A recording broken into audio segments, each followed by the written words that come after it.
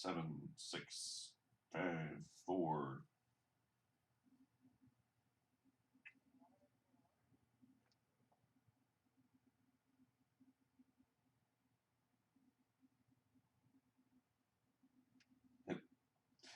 Hello and welcome to the USA Liberalists Daily Wrap with Cody and Jordan.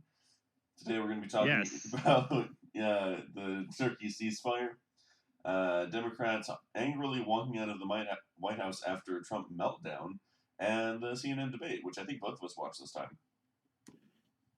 Heck yeah, sort of, while I was doing other things. I know, I ended up watching the whole thing because one of my friends wouldn't stop talking about it. Then as soon as we started watching it, he fucked off somewhere. And so I was just still watching it. Yeah, I was watching it. I did what do you call it? A viewing party on the Liberalist page. So I try to do that, you guys, if anyone's listening. Whenever there's a debate or something, I try to do a watch party on the Liberalist page, but they typically have these debates in the evening East Coast time, and so it's like right around the time I get off work, so they might be a little late, but I try to invite everybody if you guys want to hang out with liberalists and shit talk the debates. The debates are very shit talkable. Do you want to start with the debates or with the Trump Pelosi thing, or the Turkey? Well, let's start with the Turkey ceasefire because there's not much there, and then we can go into some of these more interesting topics. Yeah, U.S. says that Turkey agrees to a ceasefire. I'm not sure what exactly that, because it doesn't seem like Turkey actually agreed to anything except to have sanctions removed against them and to let the terrorists leave, quote unquote terrorists. Right. Well, I heard on the radio this morning that they agreed to try to not let the ISIS fighters that have been captured out, and they're allowing the Kurds time to get out of Dodge, I guess, before they invade that area. Oh, thank you, a merciful Turkey, for not actively being terrorists. Oh, thank you. Is it terrorism, I guess, or is it just war? I mean, when you're releasing terrorists back into the ecosystem, I feel like that at that point. Well, yeah, that would be terrorism. I feel like at that point, it's like, well, how are we supposed to know that ISIS fighters are going to be terrorists? Because they're ISIS fighters. Like, what part of that did you not understand? Well, I don't know if. Well, I heard conflicting things about this. It's Erdogan is Islamist, and so I don't know if he's on board with the ISIS caliphate and everything. I don't think he'd be on board with the caliphate because that means somebody else would be in control, I guess. I don't know if he is an Islamist himself, but I do know that kind of. And how much does it really matter when he's actively letting out ISIS fighters? Well, I don't know if that's what he's doing. It comes to the same thing, is what I'm saying. I'm watching the stream and there's like a chicken coop. And I'm an idiot. Your farm. I didn't think that would pull through. All right, everyone, ignore that. Fine, no Doraemon for me. This is our farm. This is the best stream ever. Look, you get gaming and news. That's right. What else? No, I thought. Okay, look, I thought that it wouldn't pull through the. Okay. Oh, it knows, man. It knows. I thought I could maybe play some Doraemon to. Hold on, let me just pause the game real quick. Yeah, you don't want to die or whatever. There we go. You don't want your chickens to escape. I don't know. I've never played that game before. It's a fun game. You should give it a try. Okay, I'll do that as soon as I'm done. All right, now that I'm done looking completely retarded. Nah, it's all good. We all know we're a bunch of nerds over here. It's just we have proof now. There's hard evidence. Right. So, yeah, I don't know if he's an Islamist, like a caliphate kind of ISIS guy. He's the president of Turkey, so I imagine he's like just like a Turk. But I know his religion is Islam, I believe. Mm-hmm. And I don't know if he necessarily agrees with ISIS. So I don't know if he's releasing ISIS fighters or not, but I mean, he could. Wasn't one of the stipulations that they're supposed to stop releasing ISIS fighters? Oh, I don't know. Does it say that in there? I didn't read that. I heard that when this was first reported, but I'm not seeing it anywhere here. I don't know. Let's see, Syrian National Army relying on U.S.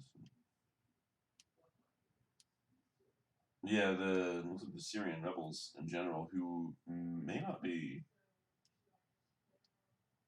able to sort out the Syria situation is so goddamn complicated. Between the Kurds, the Turks, Right. the freaking non-rebel Syrians, because this is where I'm trying to remember who the leader of Syria is. Hold on. It's not Gaddafi. Yeah, I was about to say it's not Erdogan. It's because that's Turkey. So yeah, that should be Gaddafi. Well, yeah, he was huge in the news a couple years ago because they were Bashar al-Assad. because of the Syrian civil. There you go. That's it. Gaddafi's dead, I think. Yeah, something like that. We killed Gaddafi, and now it's al-Assad. So Assad was gassing people, I guess, depending on who you talk to. The internet makes information access super easy, but it also makes finding out what is real super, super easy. Yeah. So there's that. And then Trump blew up an airport or something. So, of course, I think it was you mean big the Syrian news. airfield. Yeah, that's it. Saying an airport makes it sound like he went down to DFW and was just like freedom everywhere. Yeah, no, it was a military Air Force base. Yeah. It's correction. I've been corrected. Scratch that. Fix it in post. Oh man, so much post is going to happen on this show. Yeah, so I don't know if my fucking animal farm while I'm at it. I don't know. Like the whole thing in the Middle East, it feels like a lot of it has come from these lines kind of being drawn where sort of I probably at the time the British and the people who were drawing these lines drew them as best they could or what they thought was right, but the people living there didn't agree, and so it's kind of you still have a bunch of like tribal ethnic loyalties. So the people in Syria aren't necessarily see themselves as Syrian nationals. I don't think they're like part of their tribe. Oh, I see what you're saying. Sort of like the problem they're having in Africa right now. Yeah. Like these nation states didn't come up as nation states like in Europe and North America, but they just sort of grew, like they were just sort of placed there by European powers and the UN. I don't know who. Yeah, I haven't got to that point in history yet. Most of Africa was sort of cut up by European powers. So when you and I don't know if it's the same for Arabia or like the Middle East, but it very well could be. I'm not entirely sure about the history of Syria, but I know that there's a lot of countries in Africa that are having this exact same problem right now because the Europeans divided up the land based on what they could personally control and what deals they could make as far as like land grabs. And when it came to, and when they all left, like nobody wanted to give up land, but it left them with a problem where a lot of the people in that region don't consider themselves part of that country. So, yeah. Well, I was listening to Hillsdale's College online course, the Constitution 101. And there's an idea in there that basically it's like a European, but it's like a mostly a English idea, which is also an American idea too. Sure. That you have a right to own and acquire property, and uh, in order to have that right, you essentially have to know who owns what, and so part of government's role is to keep a record of who owns what, Right. essentially. Which that idea that ownership of property, like a crystal clear ownership of property, I don't think exists philosophically or whatever in some of these other countries, other areas of the world. It's just they own property through tradition, like the tribe has been here, Right. sort of thing. Which is definitely not how property works in the West. No, yeah, there's a clear ownership, like you have a deed, Mm-hmm. you have something like that. So I mean, that might be part of the problem, is that they're still viewing this like land as, well, by tradition our people owned this and therefore It's ours. Yeah. it's ours. Yeah, and these people are on it, they're occupiers, I guess. I mean, like they're not technically wrong, but like it's just not how it works in most of the world. Well, even if they are right, like, so what? Like, what's your solution? It's the solution that you go and kill these people, and then in 20 years they're like, well, our ancestors lived there 20 years ago. Yeah. This is our property, and then they come and kill you. Well, that's part of the reason Like, that's part of the reason deeds and that sort of thing exist anyway, to sort of settle those disputes before they happen. And then if it happens anyway, there's a court. Go figure it out. right. So yeah, I was kind of surprised that there was a ceasefire in Turkey, because I don't know, it just felt like it was really soon. Well, I was too, until I realized that it doesn't really, because I think most people are kind of right on this one. It's a ceasefire minus the ceasing of fire, basically.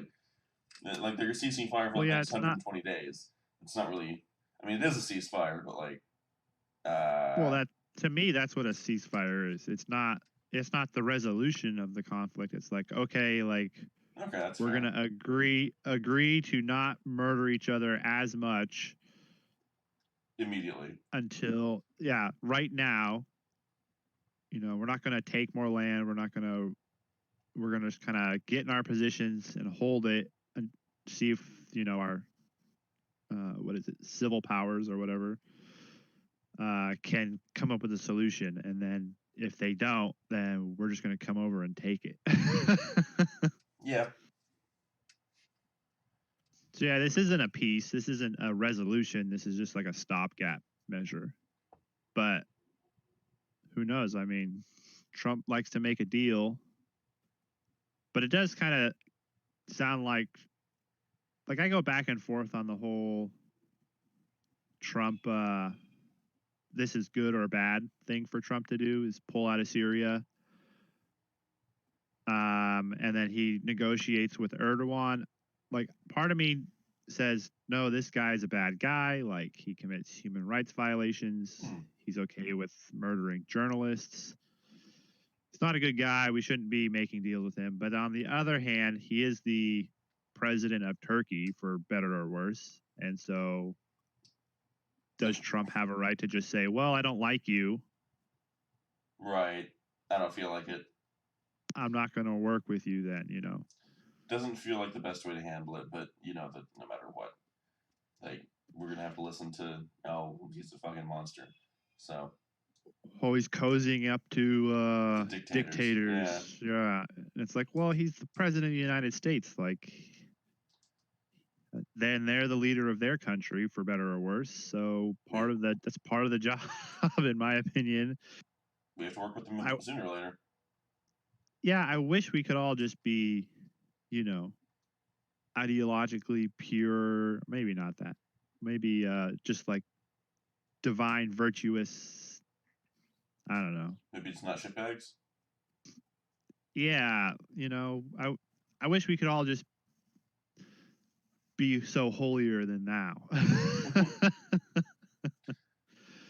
It would kind That's of be kind of what nice, it feels. actually. It's kind of what it feels like. Is they're like, well, if I were president, I wouldn't make any deals with Erdogan, and it's like, well, you got to make the decision. Do you want to have a seat at the table and have some influence, or do you want to just be left out of everything? Well, yeah. At this point, they're kind of trying to have it both ways. We want to have no deals with this guy, have no interaction. Trump's just like, all right, fine, no interaction, leaving Syria. Wait, no. Right. That's not what we meant. It's like, well, you don't get what you meant. You get what you asked for. Right. That's a good one. I like that. I need to write that down.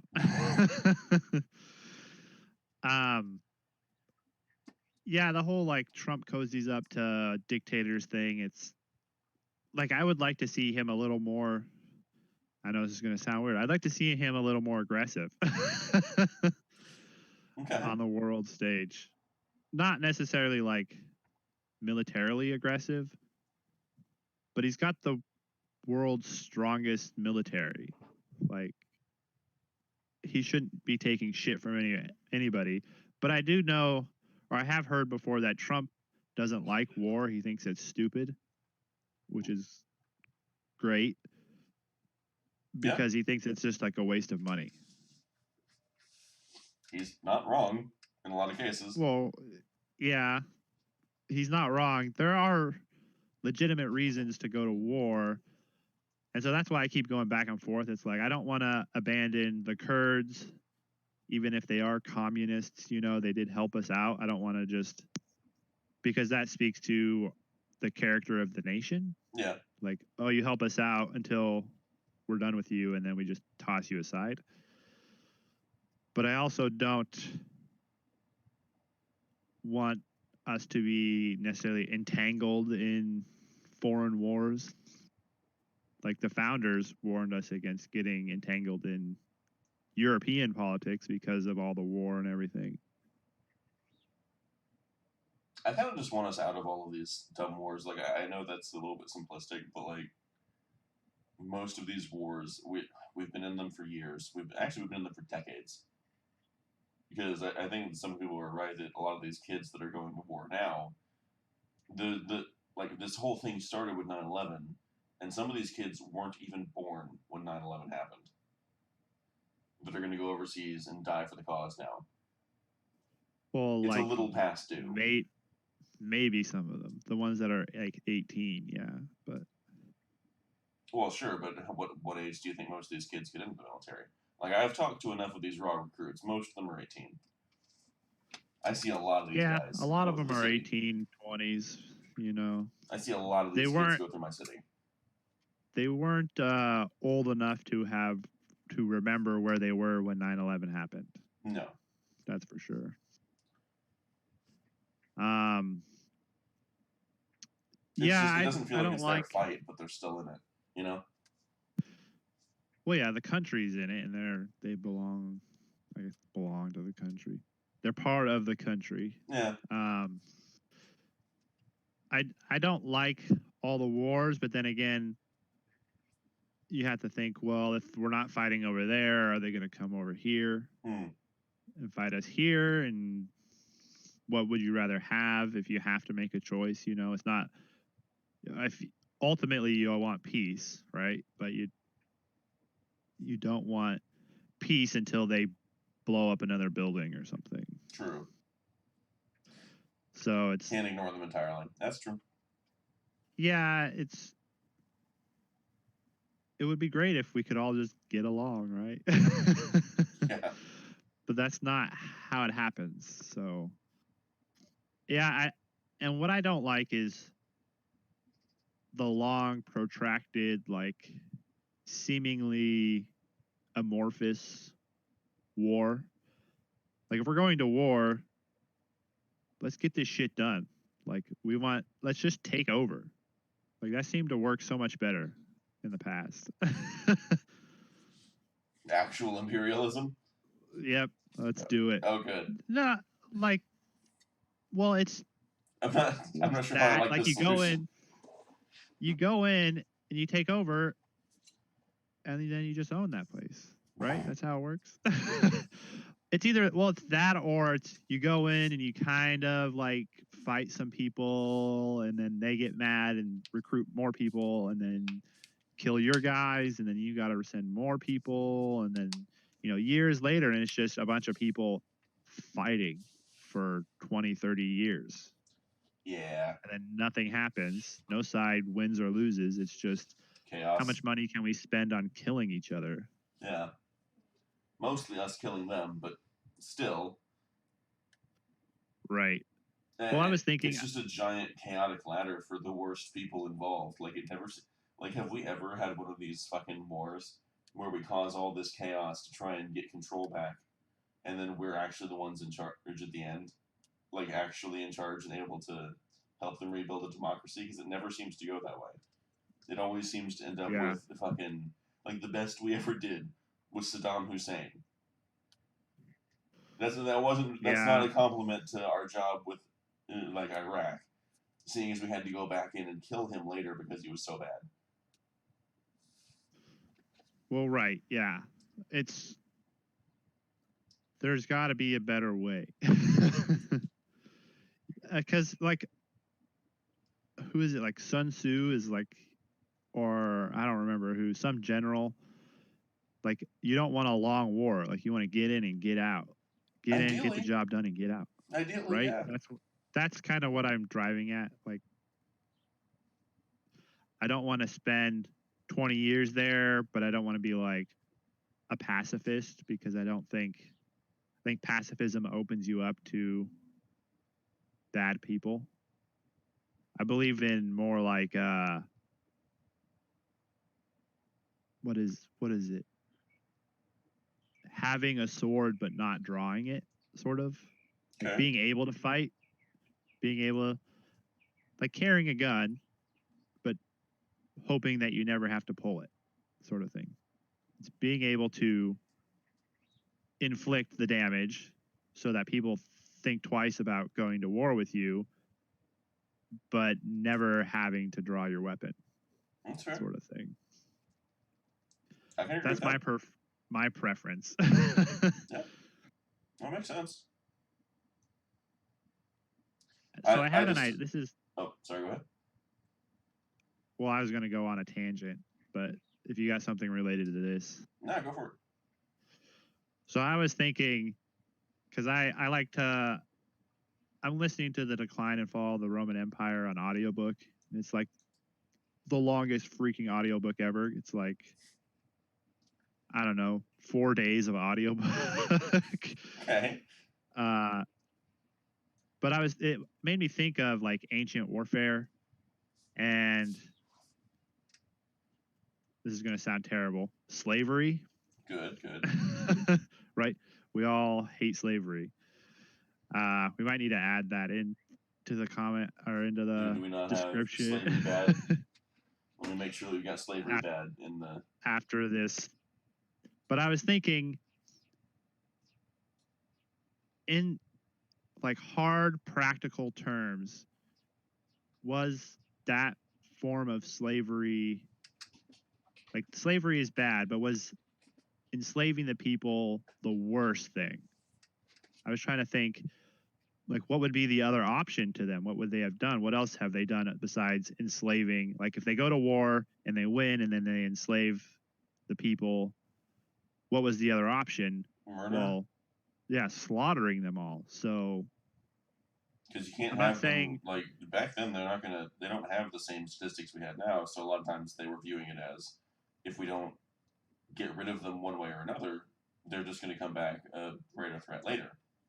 So the solution and was this is not a pro-slavery argument. It's just saying that I was trying to think slavery was progressive at the time, because it was, well, we can either just murder all these people, or they can stay alive and just work for us.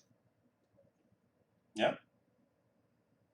No, I mean, Compared to the And a lot of alternative, like I think some people have made this point before that slavery, at least during its time, was a moral innovation. As stupid as that sounds, because we're so far ahead of it right, now. Um, right. but at the time, yeah, it made sense. Okay, I was thinking that I was a terrible person for thinking Well, I that. mean, no, the moral innovations don't necessarily mean it's a good idea. It just means that it's a better idea than the ones we had before. Right. Yeah, that's true. It's not perfect, but No, it was no, better it's than it not was. perfect. It's far Yeah, from cuz perfect. yeah, I just was thinking that was, and I mean, the end, like if you go to follow it down the, like in the Roman Empire, you could be a slave and then earn enough money and buy your freedom. Sooner or later, yeah. Um, and then a lot of people in Rome started just like freeing their slaves, but then they had a problem of a bunch of slaves who had no ties to the area they were living in Hmm. and no real way of supporting themselves. And so they Yeah, created the grain dole and all that stuff. Anyway, we ended up in a very similar problem with American slaves, even where when they were free, like a huge number of them just ended up right back on the plantation because it's not like they had any education, they didn't have any skills, right. at least not off of the plantation. They knew what they were doing Well, yeah. in the jobs they had been doing, but like outside of that, nobody had taught them anything else. So just freeing them really didn't solve the problem. It was just honestly, it just created new problems. Well, yeah. I mean, I would rather have the problems of freedom than the security of slavery, personally. Well, But no, I agree, but like it still doesn't change the fact that right. that it's a whole new set of problems. Yeah, it's a shift that creates a bunch of problems Hmm. that need to be addressed. Yeah, But you can't just free the slaves if you don't have any plan for them afterwards. Like you're setting them up for failure for like the next 3 generations at least.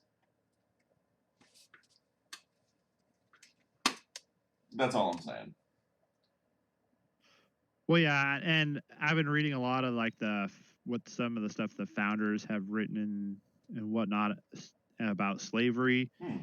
and they were some of them looked at it like this, that essentially they had the wolf by the ears and that they were weighing two natural rights against each other, is the right of liberty and the right to life, essentially, Sure. because they were worried that if they freed all the slaves then they'd be pissed and just take revenge. Not a And totally unfair concern. right, like, oh shit, like we're doing this terrible thing to these people. If they're free, they're going to be mad and then they're going to come and kill us. But we have a right to life. Right. And some of them accepted, like a lot of the founders didn't like slavery, but they also thought that it was kind of a problem that would just solve itself if they cut off the importation of slaves. They thought that slavery would die out. Yeah, sooner or later, because slaves are expensive. They do need care. They do need medical. Like, because you can't just pay for a whole bunch of people and then if you don't take care of them, well, guess what? They die, and now you've got nothing. But yeah, and you can't import more. Right.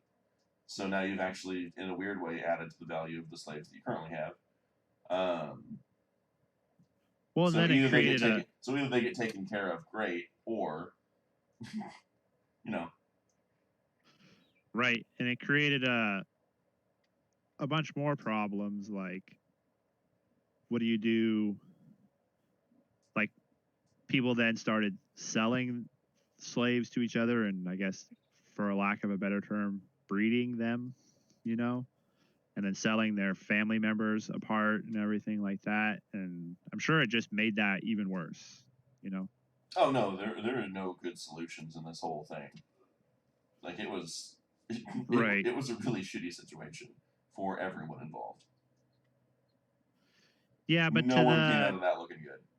to the founders, they were trying to, because they knew if they just said, you know, let's abolish slavery, then they wouldn't have a union. Like the United States wouldn't exist. True. Essentially, there would have been two separate states on this continent, or multiple independent, like the states would have been their own countries essentially. And then they didn't want to do that because to them For obvious reasons, yeah. That's what Europe was, and Europe was just a never-ending cycle of wars and petty politics, and they wanted to do something different, and so they said, well, they made a choice. They said, what's more important? Did they make the right choice? Maybe. Yeah. Who knows? I think they made the best choice they could. Probably fair, yeah. And it would be nice to just be pure as the driven snow and make the right choice every time, but you got to live in reality. You can't I think just they were choosing from a bunch of bad choices, basically. That was their options. Yeah. It was bad choice 1 or bad choice 2. Or well, actually, probably more choices than that, really. But none of them, I doubt any of them, they were thinking, it's like, man, that looks like an awesome choice right there. I'm so glad this is the shit I'm stuck with. Right. It was all about compromise. So like, okay, like you want to be able to import slaves and have as many slaves as you want and then count them all for representation, even though they don't get to vote or anything like that. Sorry, like we want no slavery. Okay, like where do we meet? No more importation. They only count this much as representation for the House. And well, yeah, this is sort of where you get into like the 3/5 rule. Right, and I always hear it from like activists and whatnot about the 3/5 rule that that's the worth of the slave. But recently I've heard it as, well, no, they didn't see it as the worth of the slave. It's that they were, only 3/5 of a person. It's that the slave states wanted to count their slaves as representation in Congress. And believe me, they would not have liked the result of that. Right. Like the abolitionists were like, no, the people who were angry about slavery, I guess, the activists types, I would have hoped they would have made the same compromise because it was better than the slave states just having ultimate political authority, because then how do you get rid of slavery? Well, yeah, because I'm curious what the solution would have been to them in that particular situation. Well, if it were the people now, it would just be of secession. I mean, kind of, yeah. That's basically where it would be, because, I mean, like you said, it was the abolitionists that sort of made the 3/5 happen, and it's not like they were fans of slavery, They weren't sitting there like, oh, man, thank God those black people only get 3/5. Right. Like the more I'm reading of the founders and everything, even the ones that own slaves, it's not they knew the slaves were human beings. It's not that they just were like, oh no, these are like cattle. There were people who thought that way. That didn't really come till later. To like John C. Calhoun made a bunch of arguments to that effect right before the Civil War. But the founders knew they were people and knew that it was wrong based on the principles that they were trying to instill at the founding, I guess, like the Declaration of Independence and in the Constitution. Sure. The Constitution, I think this was a clever thing that they did, is that they never put the word slavery or slave in the Constitution. Probably a good idea. I think that was done deliberately, even though it does talk about like the importation of slaves. They don't use slavery. They I think they say like people for labor or something like that. Okay. So they kind of like, they didn't want slavery to mar the Constitution when they were writing it, or a lot of them didn't, and so they didn't include it in there, and I think that allowed for us to further perfect the principles of the nation by freeing the slaves eventually. Well, yeah, if they had included it, there would be at least some jackasses that would be making like roundabout arguments It's like, no, slavery's in the it's in the Constitution. Constitution. In the Constitution. Don't know what you're talking about. It's like, I no, hear a lot of these. I hear a lot of these same arguments from people nowadays, not about slavery, but like just I was about to say. Just like the same rhetorical arguments, just different topics. Like abortion, they're like, well, there's a constitutional right to abortion. It's like, well, yeah, because I'm guessing that men back in those days were like, we're super progressive on abortion. I'm sure that's how that goes. Well, it's the reason abortion is such a big hot button issue is because it weighs two different natural rights against each other. Right. And you have to in order to be pro, no, I guess I'm trying to make this clear. The people who are pro-life believe that the baby in the womb is a life, and so they have a natural right to life. But the people who are pro-choice believe that the woman has a natural right to liberty of her body, or property of her body, I guess, essentially. Which I think is a fair question to have, but then you have the pro-liberty side saying the other side has no argument here. I'm like, okay, if you honestly think there's no discussion to be had here, you're an idiot. I'm sorry. Right. It's one of those things that, I mean, this is why I'm such a proponent of birth control, contraceptions. It's like, I would prefer just to prevent unwanted pregnancies altogether. Then you wouldn't have to have abortions. It's a better solution, but I don't like birth control either, honestly. Because the main problem with birth control isn't that, like, the outcomes are great. That's fine, but when you start going for birth control, you have to remember that there's serious issues with it, mostly hormonal. Like I remember one post I saw that was talking about like birth control and how men need to be appreciative because they don't have to take birth control and like it makes them crazy. And it's like, yeah, it does. It's almost like maybe we should be a little more responsible instead of using birth control. Because like, yeah, it does. It makes people crazy. It makes women fucking nuts because they want to be able to have sex, and I get that. But the birth control we have right now is not good. It's not good. It's highly barbaric, in my opinion. Yeah. Yeah, I mean, there are certain kinds of birth control that are probably better than others. Condoms would probably the non-hormonal ones.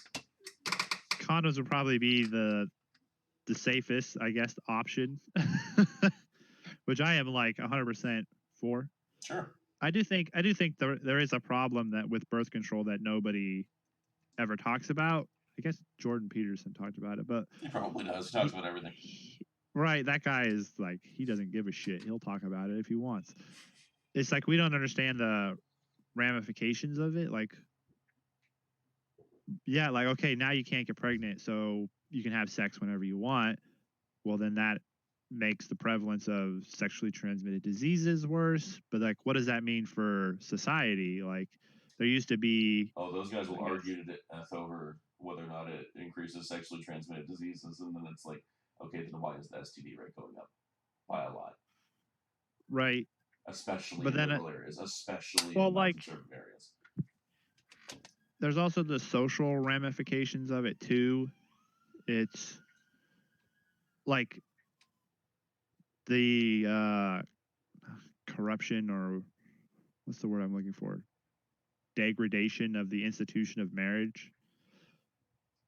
Like yeah, but they don't care about that. Like, right, like that damn communists. It's like there are social impacts that we have yet to even recognize or deal with. You know? True. So, like, if people can have sex whenever they want without consequence, I guess consequence is a terrible word to use here because I don't see babies as a consequence, but I mean, it You technically could. is a consequence, but Oh yeah, it's the result of the action, I Yeah. guess, if that's how you're thinking of consequence. Consequence typically, to me, has a negative connotation. But anyway, not to me. if you take that consequence away from the action, then like you're going to, I don't know, it just creates a lot of problems because people aren't just no longer jealous. You know, people still get jealous. People like the whole like, oh, I can have an open marriage, and it's like, fine, like you can do that if you can do that, but I don't believe that most people can do that. Most people can't, and this is something that that community has been grappling with for quite a while now. Actually, the fact that very few people are actually okay with that. Like in the long term, they might be okay with it in the short term. It's like, hey, I'm getting laid. This is cool and new, but give it a few years, and you're not going to be as it's not going to be as fun anymore. Like, and honestly, not even a few years, because most people figure out that whether or not they like it pretty quickly. To be entirely fair to those guys, but I've seen very few of those marriages last. Very, very few. Not that it can't, it just doesn't.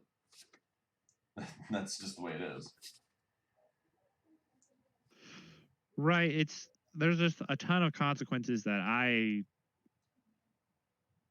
uh just I can't even comprehend them all right now. Like I haven't even thought about them, you know, but it's not part of the conversation. And I think we're seeing the effects of it throughout society, and people don't want to kill the sacred cow, I guess, of free sex because let's face it, sex is awesome. It's true.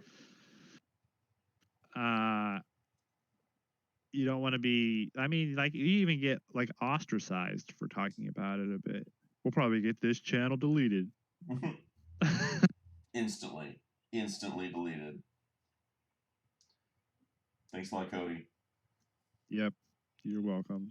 Fuck's sake, I was trying not to get deleted today. God damn it. It's my goal is to get deleted every day. Do you want to talk about Trump and Pelosi, or do you want to do the debate first? Let's do the Trump Pelosi, because I think the debate will have a lot more to talk about. All right.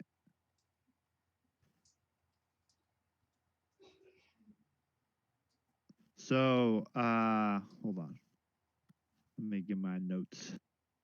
Okay. So basically, Trump and Nancy Pelosi did that woman yelling at the cat meme. Okay. Have you seen that yet? I have not. I was not aware there was a whole meme dedicated to Pelosi yelling at things. Well, no, it's just like this woman like pointing her finger and yelling, and then it's like this picture of this cat with like this like I don't give a shit face, you know. Okay. I'll have to find it and send it to you. Okay. But people are like, they did it in real life. But anyway, so there was a meeting at the White House between Trump and Democrats, I guess, to talk about Syria. Mm-hmm. And this always happens whenever the Democrats and Trump get together is somebody ends up walking out and then they both blame each other for throwing a hissy fit. Okay. So the Democrats said Trump had a meltdown, and the Trump and the Republicans are saying that the Democrats stormed out. I'm inclined to believe. I don't think Trump had a meltdown, but I think Trump was basically being Trump. The man is honestly himself. That does Trump being Trump does sound like Trump. Sounds like something he would do. Orange man being Orange man is epic tier Orange man. So Pelosi said, what we witnessed on part of the president was a meltdown, sad to say. And it's like, to me, it just kind of feels like all of this is scripted. Just feels very scripted to me. Yeah. Like they're like, okay, like we're gonna storm out of the meeting at like 8:26. I want the podium set up at 8:24, and I want the press there, and as soon as we walk out, we walk down the hall, take a right, and the podium's there. We just go and say everybody that Trump had a meltdown. Yeah. And they're like, okay, we'll set that up. That's just kind of what it feels like to me. I don't know, every time I hear that Trump had a meltdown, I'm just like, all right, maybe, but why do I care? You're all supposed to be adults. You don't get to come out. You're supposed to be fucking adults. You don't get to come out crying. So he was mean to us. And right. People are mean all the time. Did something else deal happen? with it. Like what we witnessed on the part of the president was a meltdown. Why do I care? That's your job to deal with. Why are you crying to me? The president started the meeting with a lengthy, bombastic monologue. So he talked. Okay, according to a senior Democratic aide, he bragged about the nasty letter he sent to the Turkish president Erdogan over the Turkish leader's decision to invade northern Syria. Okay. Right. All right. Well, that's coming from a Democratic aide, so the characterization, characterization should be taken with a grain of salt. The meeting quickly devolved into a series of contentious exchanges centering on the president's decision earlier this month. Okay, that sounds like the Democrats started the fight. Well, because he was happily talking about a letter he sent to Turkey. Well, he was talking about that, and they call it a nasty letter. I mean, maybe he even nasty letter. I don't know. Like, who called it nasty? Like, well, it says it right in the article there. Well, he bragged about the nasty letter he sent to maybe. Okay, there's. But we'll open the link. It's like they criticize. Oh, he's cozying up to dictators. Oh, now he's being really mean to dictators. But this dictator's our ally, but he's an asshole. So you need to be mean to him, or you need to be nice to him, depending on what is politically relevant to us. Yeah, seriously. Whatever's politically convenient for us, that's what you're supposed to do. Unfortunately, no matter what, everything you do is not politically convenient for us.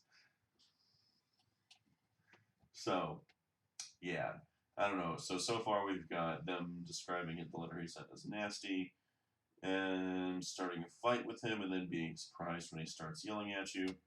It's extremely shocking and definitely newsworthy.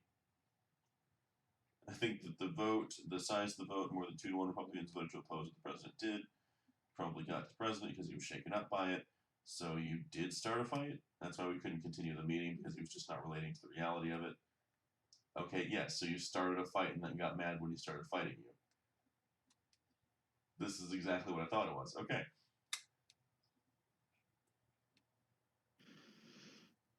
Well, yeah, it's like, so I don't know where, like, Trump started talking about this letter, and they're like, blah, blah, blah, blah, blah.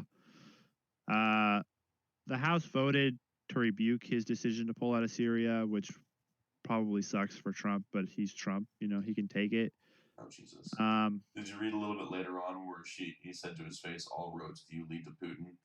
Yeah, like, no, to me, that was annoying. It's like, oh, he had a meltdown. Again. It's like, why? Yeah, why did he have a meltdown? People don't tend to just magically melt down for no reason. It may not be a good reason, but there is a reason. And well, if you're like drudging up Russiagate to his face. Well, yeah, she's like, all roads lead to Putin, and he's like, you bitch, and she's like, whoa, why are you being so angry? And it's like, called her a third-rate politician. Perfectly well. She's a third-rate politician. Let's be honest. Right. Like, I just saw that as Trump punching back. Yeah. Because that's what Trump does. Pelosi and Hoyer then stood up and left the meeting like heroes, and then the White House clapped. Yeah, then everybody clapped. Well, Trump just yelled, bye, Felicia. Yeah, pretty much. We'll see the polls. He was insulting particularly to the speaker, Schumer said tearfully, through a heroic smile. But we're going to press on. Shut the fuck up, Schumer. Right. It's like I got to get my victim points in. So this whole thing None of to this me, is like news. None of this. Shut up. Pelosi is like being a snipey little Third-rate politician. punk. Right. She's making all these digs to try to get him to react, and Trump doesn't care. Like, he's going to react, and he's just going to like hit you back. He's not diplomatic that way. Yeah, there's a reason we don't send him on diplomatic missions. Right. He's like Ben Shapiro said that he's a hammer in search of a nail. And this looked like a nail to me. She kept her cool. She literally got mad at him and said that all roads lead to Putin with you. That is clearly not keeping your cool. You don't go into fucking conspiracy mode when you're totally cool. God, you people are fucking stupid. Well, it's like, well, we can like tease and make fun of you and bully you all you want, but as soon as you defend yourself, you're out of control. Right. That's proof of the problem. Like, no, like she said something shitty to him, and he said something shitty back to her. Like, that just sounds like a fight, you know? Like, whatever. Nervous Nancy's unhinged meltdown with her standing up and right, like, looking like she's yelling at him. Trump went on Twitter and just started fucking trumping it. Is there any reason to describe his like actions as a meltdown but not hers? Like, I'm not seeing a huge amount of difference. So maybe it's almost like nobody melted down and this was an argument and everybody shut the fuck up. Because just makes everyone look bad. Well, yeah, like he said, Schumer told reporters that she kept her cool completely, but he called her a third-rate politician. He said that there are communists involved, and you guys might like that. I mean, it was not a dialogue; it was sort of a diatribe. I liked that he said there are communists involved. You guys might like that. And then he talked about curtailing ISIS and whatever. I did a find search in this article, and there were 4 times, like, it's just because these felt like talking points to me. Yeah. Because they're saying the same words, so that's where you get the NPC meme from. But in the article itself, they used the word diatribe or bombastic monologue. I treated those as the same 4 times. The word nasty only appeared twice, but meltdown appeared 9 times in the article. Yeah, can I just point out and it was from multiple different sources. So, like, I can't help but wonder who was threatening to go to the press, because, like, now we're reading a little bit later on, and the Republicans are starting to describe it, and they're saying she just kind of ran out of the room. It was unbecoming. It was like, so she kept her cool, but she stormed out of the room, too. I'm going to be right back. Okay. It's very disappointing to see Democratic leadership walk out of a meeting. When there's a time of crisis, leaders should stay whether they like what they're hearing or not. Fair. When NBC News asked Senate Majority Leader Mitch McConnell about Trump's criticism of Pelosi in the meeting broadly, I didn't have anything to say in the meeting, and I don't have anything to say about it now. Well, then why are we, quote, just say he had said no comment. Why are we talking about him? God damn. God, I hate the way they write these articles. Okay. The dramatic meeting comes amid House's ongoing impeachment inquiry. Democrats on Wednesday said impeachment did not come up during the conversation with the president because you guys know you would get ass blasted, and that's just the truth. The episode was reminiscent of the White House meeting Trump held with congressional leaders in May on the nation's infrastructure, during which Pelosi said that Trump threw a temper tantrum and stormed out of the room. I'm sorry, who stormed out of the room now? Oh no. Oh no. Who stormed out of the room? You fucking idiots. Don't bring it up. This is not news. You guys are fucking stupid. What is this crap?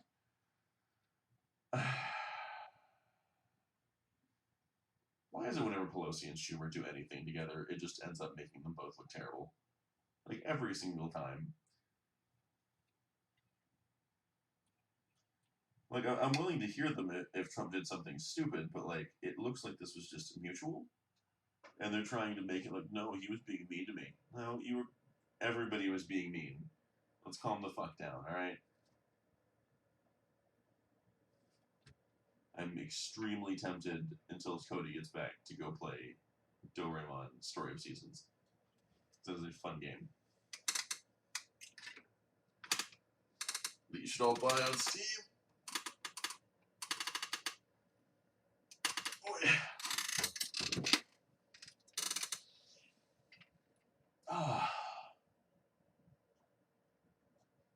Well, since I don't think there's a whole lot left here, because we're basically just sort of running around in circles and saying the same thing, why don't I start working on the CNN debate? Let's see. Watch the full thing. 12 Democratic candidates, including Gabbard, which I wasn't expecting to see. Businessman Tom Steyer made his debate debut after announcing his presidential bid in July. Yeah, I was surprised to see him too. So the clown car is somehow growing as we go on. It's actually fascinating. Sweet. Gabbard. The debate didn't feature opening statements. I didn't even see that part, so that's surprising though. I'm going to start with questions right off the bat. Candidates share their thoughts on President Trump and impeachment. Senator Amy Klobuchar and Senator Elizabeth Warren sparred over their health care proposals. Yeah, as usual, because Klobuchar is much more moderate and Warren is not. I don't want to get too far into this without Cody here, because I know he wanted to talk about this, because this is really where the meat is for this show. So how's everyone doing? Everyone having a good day. First all-female spacewalk is happening. Who cares? Alright, well. Oh, God damn it. No. I don't need that right now. Maybe I'll check it out later. That doesn't sound like there's anything special happening, but what is any breaking news I can talk about while I wait on him?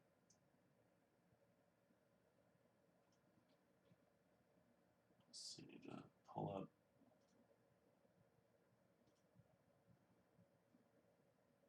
My week has been awesome, by the way. Oh my god. Okay, so for anyone that's interested in this, the new Underlords update just came out, and I really want to watch that, but not right now, as tempted as I am. I don't think anyone needs to learn about the Billhook or Rome. Oh yeah, did anyone see the whole Democrats trying to well, this wasn't really Democrats, this was really more Rashida Tlaib specifically, talking about trying to, they wanted to arrest Trump officials, and now I guess she's like walking that back a little bit, because fucking of course she is. How could you like, this is one of those things where everyone knew she was gonna walk it back sooner or later, because you can't just be pro imprisoning your political rivals. That's a little ridiculous. At least not openly. What the hell?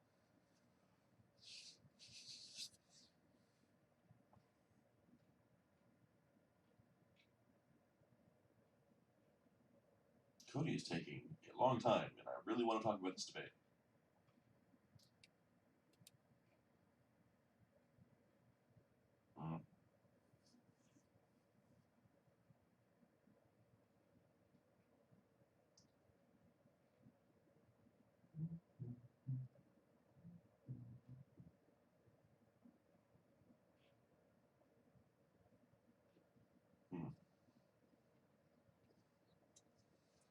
Two cranes.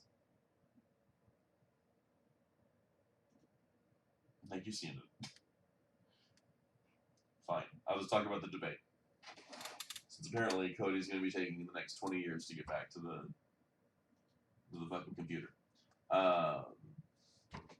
As usual, Gabbard's great. Love pretty much everything she does, except for like her weird stance on reparations and the impeachment inquiry. But it seems like she just was sort of saying that because she's a Democrat. She's like, yeah, okay, impeachment inquiry, I guess. I wish she had stood up on that and just been like, this is getting a little ridiculous, guys. But every candidate up there, including her and Yang, have made concessions in the past. So I'm not super pleased about that. That's not a good thing. But it sort of falls in line. I'm not going to reflect it too harshly on her character. other than being a little floppy. Yang, also good. Klobuchar was surprisingly reasonable this time. I wasn't expecting to have anything nice to say about Klobuchar. Even Buttigieg.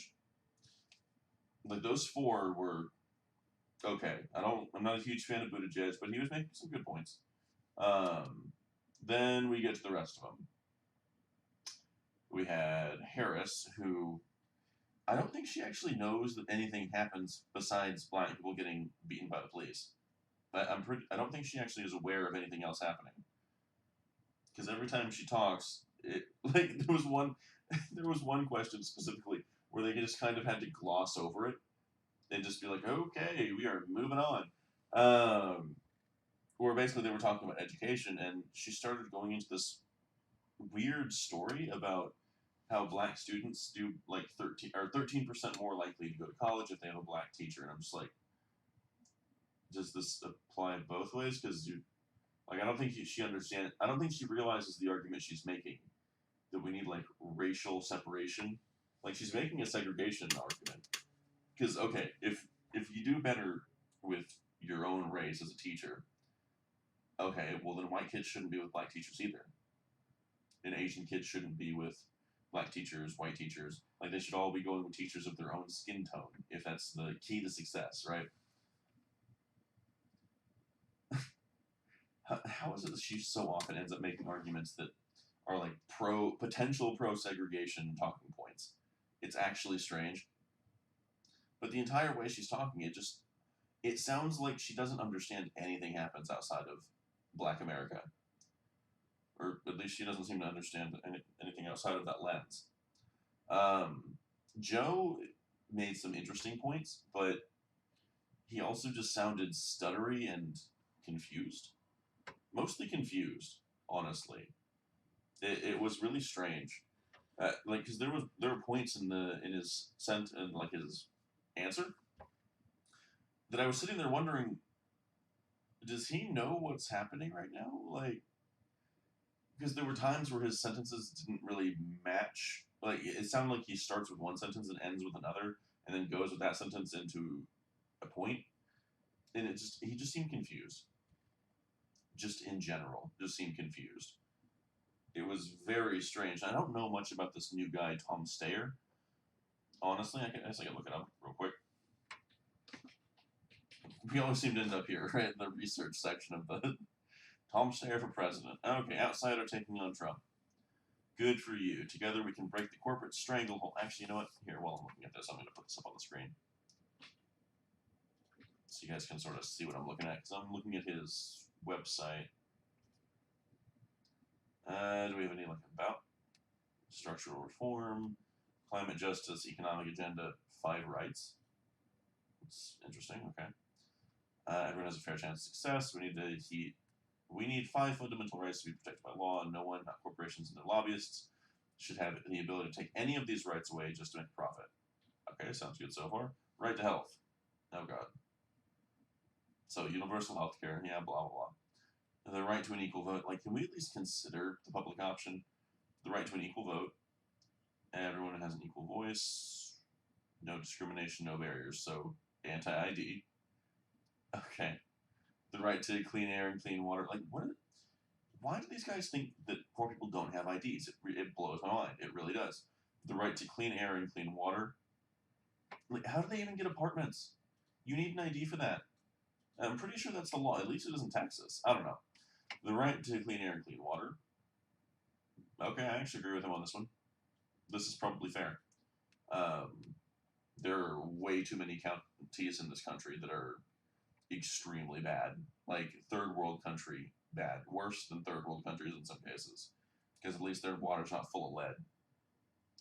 Cholera you can boil out. Lead, not so much. Without the right to learn, without guaranteed access to a good education, there's no such thing as equal opportunity. That's true. I don't know how you're going to fix that, though. Our government must protect the right to a free, quality public education from preschool through college. Through preschool through college. Oh, so you're going one step further. Okay. And on to skills training. Jesus Christ.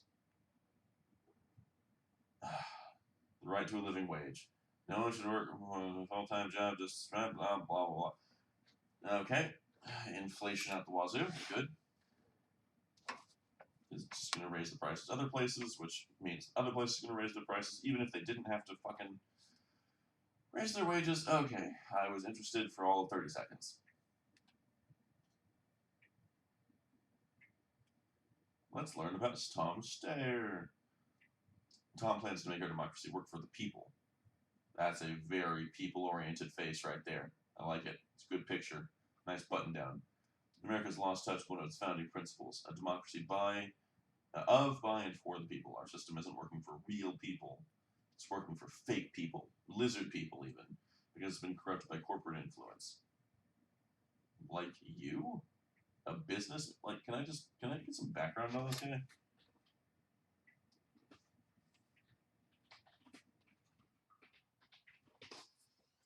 Because a businessman, no, I don't need your fucking biography and facts. Let's have a look. Business executive, philanthropist, capital management.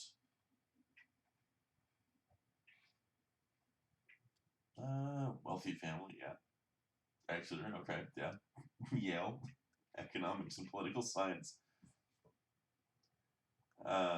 Stanford, later joined Goldman Sachs, or became known for his aggressive investments. Okay, you're beginning to sound like the corporate influence, dude. It's a hedge fund. Oh, good. Okay. All right, I'm back. Well, that took you long enough. We went so far off track, I'm like researching Tom Steyer on stream now. Who? Okay, yes, that is a fair question, but who is that guy? Is he a Democrat? He's one of the Democrats, yes. I didn't know anything about him, so I decided to do some research because I was like, I don't want to go too far into the debate without you, but like, it was running up on like 15 minutes, so I was running out of things to talk about. Yeah, that's my bad. My wife needed a hug. I see. Yeah, she's just got a lot going on. That's fine. But I'm back. Got to be a good husband. That's very important. That's true. So you guys listening out there, happy wife, happy life. Live by that maxim and you'll be fine. Unless you're a Democrat, then, you hate marriage. You're probably too busy fucking your mistress to worry about that. Oh, snap. Hot take. All right. Yeah, so the debates, right? Yeah, I was just talking about it. Alec Gabbard, she did pretty good. I missed the beginning part of it. Apparently, probably like the first 30 minutes. Apparently, you didn't miss anything because they didn't feature opening statements. Which was strange because I also missed the beginning of it. But they opted to start with questions right off the bat. They shared their thoughts on President Trump and impeachment. Actually, I'm kind of curious about that. Do you want to take a second and watch through the first part of the debate? Yeah, let's watch. Well, yeah, let's watch that, and we can pause it, I guess, as we go. It's kind of hard with the delay to know when to pause it, but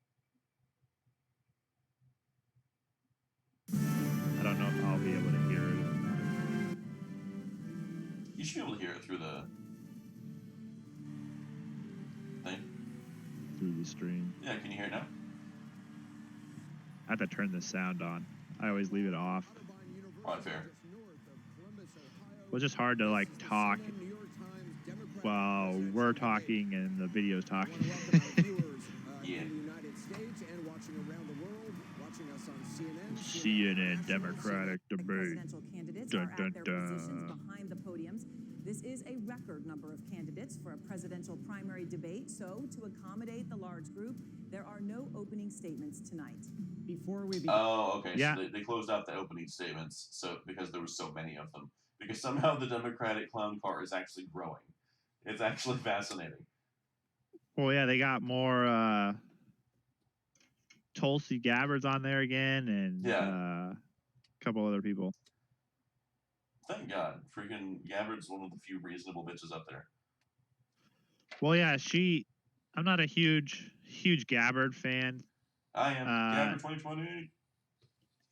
I know lots of people, lots of my friends online are big Gabbard and Yang fans. I guess I'm just that much of a partisan. Freaking, I'm just saying, Gabbard Yang 2020. I would prefer Gabbard or Yang over anybody else in the Democratic field right now. I kind of figured you'd kind of like But Klobuchar at this point. I'm still going for Trump. Well, she's not as bad as like Kamala Harris or Bernie Sanders or Elizabeth Warren. Yeah. Like Warren to me is the worst. She's the least I would want to be president. I don't know. Harris, I do not like Harris. It would be Warren, Bernie, Harris, and then Beto. Your boy Beto. Beto is not my boy. He can get the fuck out of Texas. We're revoking his Texas citizenship. No, his Texas card has been revoked. Fuck him. We're seceding from Beto. Fucking, we're gonna come around. Yes, please. Can we please just his home is gonna become its own state. It's called Retardistan. Right. They'll have no guns. Yes, They'll it's eat gonna dirt. be a gun-free zone. It's gonna be the most gunniest, freest zone on the planet. He just seems like he is trying to be as crazy as possible so that he gets that sweet, sweet media love. Yeah, everybody seems to be having that opinion. The media does. Even lefties think he's just pandering. Honestly. Well, him and Kamala Harris, they're like.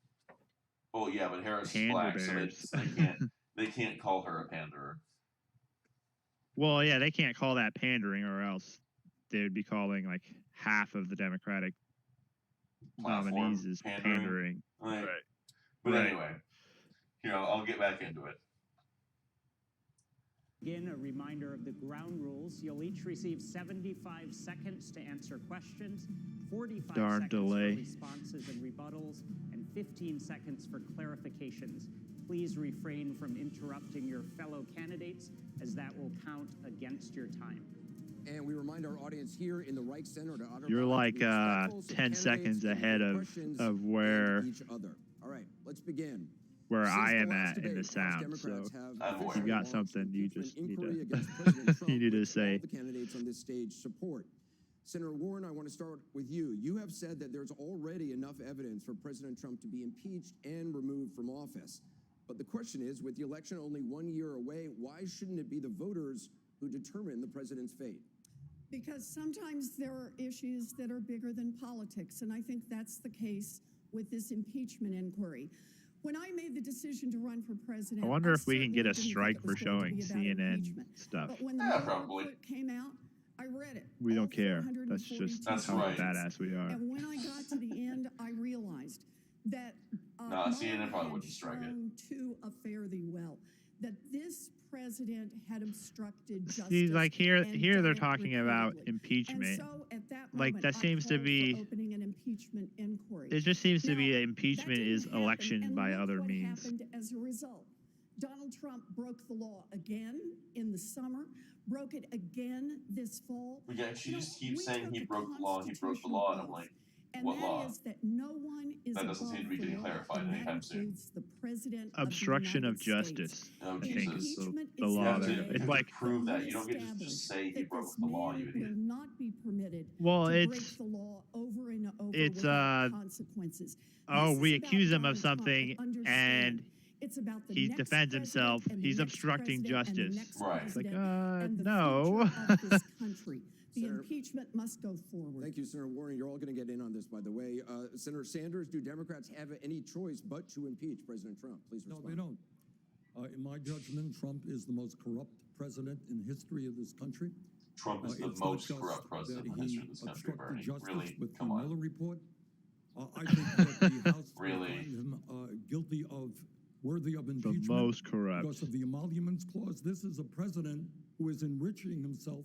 I think while Trump is using probably the the oath of most like office to do that. And that isolated is president outrageous. And I because think like in terms it seems of the half the recent Ukrainian people incident, the that idea work for that we him have a president leak. of the They don't United like him, States and they who's just prepared constantly to leak. hold back national security money to one And of so, our allies in order to get Yeah, if he dirt was corrupt, on a like presidential candidate legitimately, is we would beyond have seen evidence. comprehension. They leak So I look everything. forward, We would by have the seen way, this not by only now. to a speedy and expeditious impeachment process, but right, Mitch they're all McConnell eager to, has got to Destroy do the right him. thing and allow yeah, a free destroy and him. You fair think as trial soon as something in the like that Senate. would come out, Vice you can President get Biden, during top the Clinton impeachment dollar for it. proceedings, you said, Right. and I quote, "The American people don't think that they've made a mistake by electing Bill Clinton, and we in Congress had better be very careful before we upset their decision." With the country now split, have Democrats been careful enough in pursuing the impeachment of President Trump? Yes, they have. I said from the beginning that if, in fact, Trump continued to stonewall what the Congress is entitled to know about his background, what he did, all the accusations in the Mueller report, if they did that, they would have no choice but to begin an impeachment. go too far Gives into them this. more power to seek more information. I just want to see their This answer on president, impeachment, and I really. agree with Bernie, Senator Sanders, is the Yeah. most corrupt president in There modern are history, orange and I man think bad, all of our impeach. history. And the Oh, fact is it's that rich the listening to President of the Biden United call States him has gone fucking so far corrupt, as to though. say, since this latest event, There is that, in a fact, he point will not later, cooperate like in much later any on, way where at all, will not send any witnesses, he's will not like, provide any I helped information, you will not do pass this anything to bill, cooperate in the Biden, impeachment. They or have no choice but to move. or Senator Warren Harris, passed a bill, House and Speaker Nancy Biden's like, Pelosi well, I has helped said that you, members and then of she's like, Congress have to be, in her Barack words, Obama fair to helped the me, president yes. and give him the chance to exonerate himself. You've already said that based on everything you've seen, you would vote to remove him from office. Is that being fair to the president? Well, it's just being observant because he has committed crimes in plain sight. I mean, it's shocking, but he told us who he was. Maya Angelou told us years ago, listen to somebody when they tell you who they are the first time. During that election, Donald Trump told us he could shoot somebody on Fifth Avenue and get away with it. And he Harris's platform is remove Trump from office and block him from Twitter. He's been selling out working people. He's been selling out our values. He's been selling out national security. And on this issue with Ukraine, he has been selling out our democracy. Our framers imagined this moment, a moment where we would have a corrupt president. And our framers then rightly designed our system of democracy to say there will be checks and balances. This is one of those moments. And so Congress must act. But the reality of it is that I don't really think this impeachment process is going to take very long, because as a former prosecutor, I know a confession when I see it. And he did it in plain sight. Oh, this is going to be He's given entertaining. us the evidence, and he tried to cover it up, putting it in that special server. And there's been a clear consciousness of the impeachment's this not will going to take very long. Donald Trump needs to be held accountable. He is indeed the most corrupt and Right. unpatriotic president we have And then they ever had. immediately Senator backtrack on the Booker, entire you idea have of said that impeachment. President Trump's, quote, moral vandalism disqualifies him from being Well, president. Can you be like the fair funniest- in an impeachment trial? Please There's respond. the Babylon Bee article that First of all, we says must be fair. Republicans are raising We're money talking to about ongoing proceedings to remove have a 5 sitting Democratic president debates for every office. week. This has got to be about patriotism and not partisanship. Look, I share the same sense of urgency of everybody on this stage. I understand the outrage that we all feel, but we have to conduct this process in a way that is honorable, that brings our country together, doesn't rip us apart. Anybody who has criticisms about a process that is making all the facts bare before the American public, that works to build consensus, that's what this nation needs in what is a moral moment and not a political one.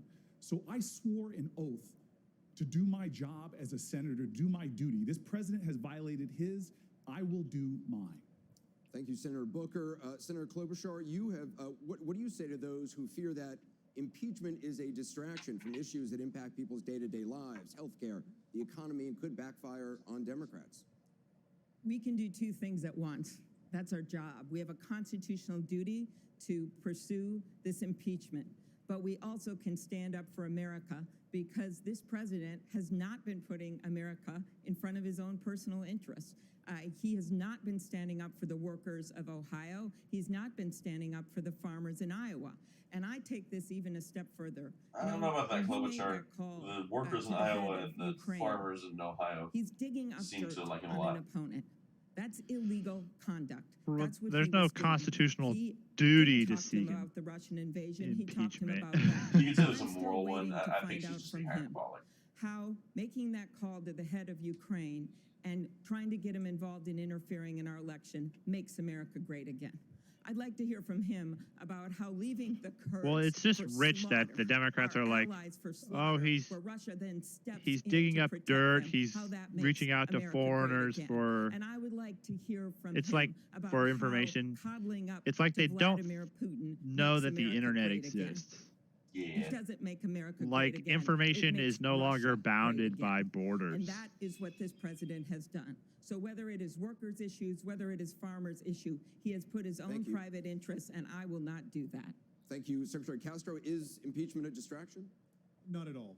We can walk and chew gum at the same time, and all of us are out there every single day talking about what we're going to do to make sure that more people cross the graduation stage, that more families have great health care, that more Please folks tell me are that put to Yang work in or places Gabbard say like something Ohio, remotely where interesting Donald after all Trump has this. broken his promises because Ohio, Michigan, and They Pennsylvania probably just skip them. actually, in the latest Oh, data, that's All right, fine. going on to the Stop next doing that. one. It's like, wait, I didn't get What a. we It's have like, to recognize who are is you that again? Right? Not only did the Mueller report You're just point out eye 10 candy, different honey. instances That's what the where Democrats are president telling obstructed Fucking Tulsi. justice or somehow tried to, and Julian over he here made gets a that call goddamn to moment, but President Gabbard Zelensky doesn't. of the Ukraine. But we'll he see. is We'll see. That should be fair. ongoingly, in an ongoing way, violating his oath of office and abusing his power. We have to impeach this president, and the majority of Americans not only support impeachment, they support removal. He should be removed. Mayor Buttigieg, you have said that impeachment should be bipartisan. Well, I There's know been obviously they're not very going to little pick Republican Gabbard support because to date, yet she's Democrats not are like proceeding. Is that a mistake? pro-abortion up Well, till it's a mistake point on of the part birth on Republicans to demand, enable a taxpayer president whose funded. actions are as True. offensive to their own supposed She has a more values as they are to the nuanced values view that of we all share. abortion. Look, the president has left the Congress with no choice. And this is not just about holding the president accountable for not just Well, the then things emerging in these Buttigieg, investigations, but butter actions that he has nutmeg confessed here, to on television. he It's also about the presidency itself, because a president 10 he's years like, or 100 years from abortion now is will look a, back at this you know, moment Christians should and draw the support abortion conclusion either because that no it's one is above the law, or Christ-like. that a president can get away with anything. There's something Everyone else, on this man. stage, by definition, is competing to be a president for after the Trump presidency. Remember, one way or the other, this presidency is going to come to an end. I want you to picture what it's going to be like, what it's actually going to feel like in this country the first day the sun comes up after Donald Trump has been president. It starts out feeling like a happy thought. This particular brand of chaos and corruption will be over, but really think about where we'll be. Vulnerable, even more torn apart by politics than we are right now. And these big issues, from the economy to climate change, have not taken a vacation during the impeachment process. I'm running to be the president who can turn the page and unify a dangerously polarized country while tackling those issues that are going to be just as urgent then as they are now. Thank you, Mr. Mayor. Congressman okay Gabbard, answer you're from the only Buttigieg. sitting House member on this stage. How do you respond? Hey, Gabbard. If impeachment is driven by these Yeah, partisan interests, there it were will some only further points in divide this an already debate where I was terribly like, divided country. they're trying Unfortunately, this is to what we've already moderate seen, themselves a little more so play they don't out seem as calls for crazy. impeachment really began shortly after Trump won his election, and as unhappy as that may make us as Democrats, he won that election in 2016. The serious issues that have been raised around this phone call that he had with the president of Ukraine and many other things that transpired around that are what caused me to support the inquiry in the House. And I think that it should continue to play its course out, to gather all the information, provide that to the American people, recognizing that that is the only way forward. If the House votes to impeach, the Senate does not vote to remove Donald Trump, he walks out and he feels exonerated, further deepening the divides in this country that we cannot afford. They should Thank you, Congresswoman. vote Mr. on Sauer, the you've been calling for inquiry. impeachment for 2 Right? years. Does No, there need to be I bipartisan actually like support? Gabbard's answer there. Well, Anderson, this is my first time on this stage, so I just want to start by reminding everybody that every candidate here is more decent, more coherent, and more patriotic than the criminal in the White House.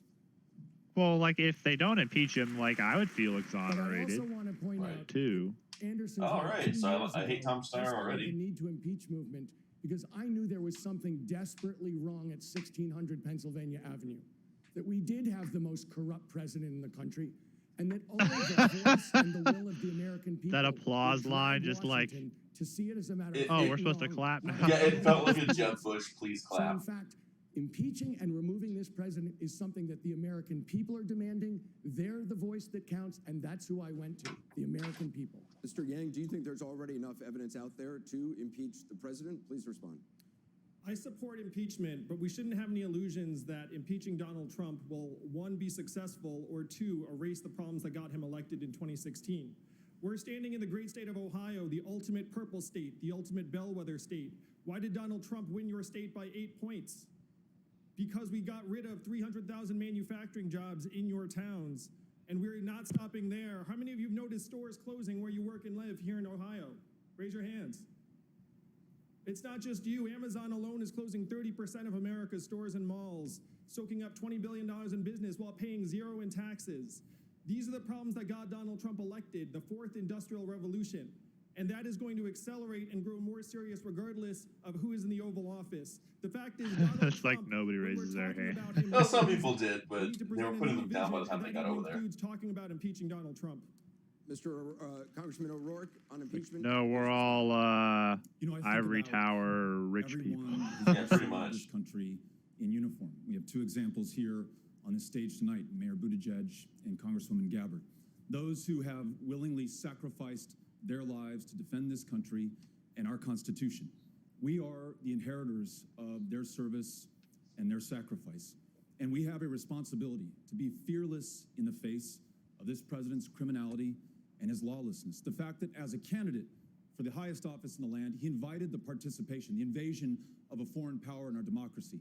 As president, he lied to investigators, obstructed justice, fired James Comey, head of the FBI, tried to fire Mueller, head of the investigation, Jesus, shut up, Beto. then invited President Zelensky to involve himself in our politics, as well as China, in exchange for favorable trade terms. I in think an he upcoming trade deal. If we do not hold him he to thought account, he was if there way is not bigger than he justice, actually not only is have we failed from the government and all the because he Constitution got of so our much country, we attention have failed everyone who during the race sacrificed and against laid their Ted lives Cruz down because on the it was line. just And they him and cannot do that. Cruz. Congressman, Yeah. the impeachment inquiry is But now centered he's like on the President national Trump's stage, and it's attempts to like, get who the fuck is political this dirt from twerp? Ukraine on Vice Pretty President much. Biden and his son Hunter. Mr. Vice President, President Trump has falsely accused your son of doing something wrong while serving on a company board in Ukraine. I want to point out there's no evidence of wrongdoing by either one of you. Having said that, on Sunday, you announced that if you're president, no one in your family or associated Anderson with you Cooper will just be answer the involved in any question foreign for businesses. Joe? My question is, if it's not okay for a president's I don't family know. to be involved in foreign businesses, why was it okay for your son when you were vice president? Oh yeah, Vice President Biden? he totally did. Look, my son did nothing wrong. I did nothing wrong. I carried out the policy of the United States government. in rooting There's a out fucking corruption video of in- you saying the exact in opposite, Ukraine. Joe. Shut up. And then that's what we should be focusing on. And what I wanted to make a point Well, we all know about nothing was wrong, but speaks for was there itself. something wrong? My son's statement speaks Yes, for would you like to itself. implicate What yourself? I By the think way, is just so everyone important knows, is we nothing's focus wrong. on why it's so important Right. to remove this man from office. On the 17th, look, the fact that George Can Washington we impeach Joe Biden from public on life? the This is first getting time he embarrassing. spoke after being elected president, that what we had to Well, worry if you about is if you foreign run for president interference 3 in times our and you elections. fail, It was like, the greatest don't you threat have to America. go away at that This point? president on 3 occasions, Someone tell Hillary that. 3 Shit. occasions, has invited Well, how many times does she run foreign for governments president? and Oh, Twice heads now? Yeah, I think twice. engaged in Okay, she trying gets to one more. alter All our right. elections. She's The got one fact is more. that it is She could outrageous. jump in. You never know. Oh, God, The please. president and his Please no. thugs have already Rematch proven that they, in 2020. fact, are No. flat lying. Yes. What we have to do now Please. is focus on Donald Trump. He The doesn't want me crooked to be the one. candidate. He's going Which after me one? Because he knows if I get Fuck's sake. the nomination, I will beat him like a drum. Hold on, I'm sorry, I just want to follow up. Mr. Vice President, yeah, as you said, your son Hunter today gave an interview, admitted that he made a mistake and showed poor judgment by serving on that board in Ukraine. Did you make a mistake by letting him? You were the point person on Ukraine at the time, if you can answer. Look, my son's statement speaks for itself. I will beat I him did like my a job. drum. I never discussed My a son's single thing with my statement son speaks about for anything itself. having Yeah, to I do with shouldn't have been Ukraine. on that board. No one has indicated Yeah, I your son's have. statement does I've speak always for kept itself. everything separate. Even when my son was the Attorney General of the state of Delaware, we never discussed anything. So there'd be no potential conflict. My son made a judgment. I'm proud of the judgment he made. I'm proud of what he had to say, and let's focus on this. The fact of the matter is that this is about Trump's corruption. That's what we should be focused on. Okay, well, I think we should. Sanders, your response. Here, let me. I should probably move on from this because I was mostly interested in the impeachment question, just to sort of get the initial questions out of the way because I was curious, like, what the tone of the debate was going to be. Because I saw the latter half, but I didn't see the very beginning. Yeah. But yeah, why don't we just let's get some because we're like running up on time here. We've only like a half hour left, which sounds like a lot, but not for us. It doesn't. No, we ramble. We We ramble, ramble a lot. All right, so let me get like a wide shot real quick. Hold on, I'm gonna wide. Biden and his son Hunter tried to fire Mueller, head of the shut up, Beto. You're an idiot. Beto. You know what? Let's do it right from the beginning. Shut up. Okay, Warren, you double shut up.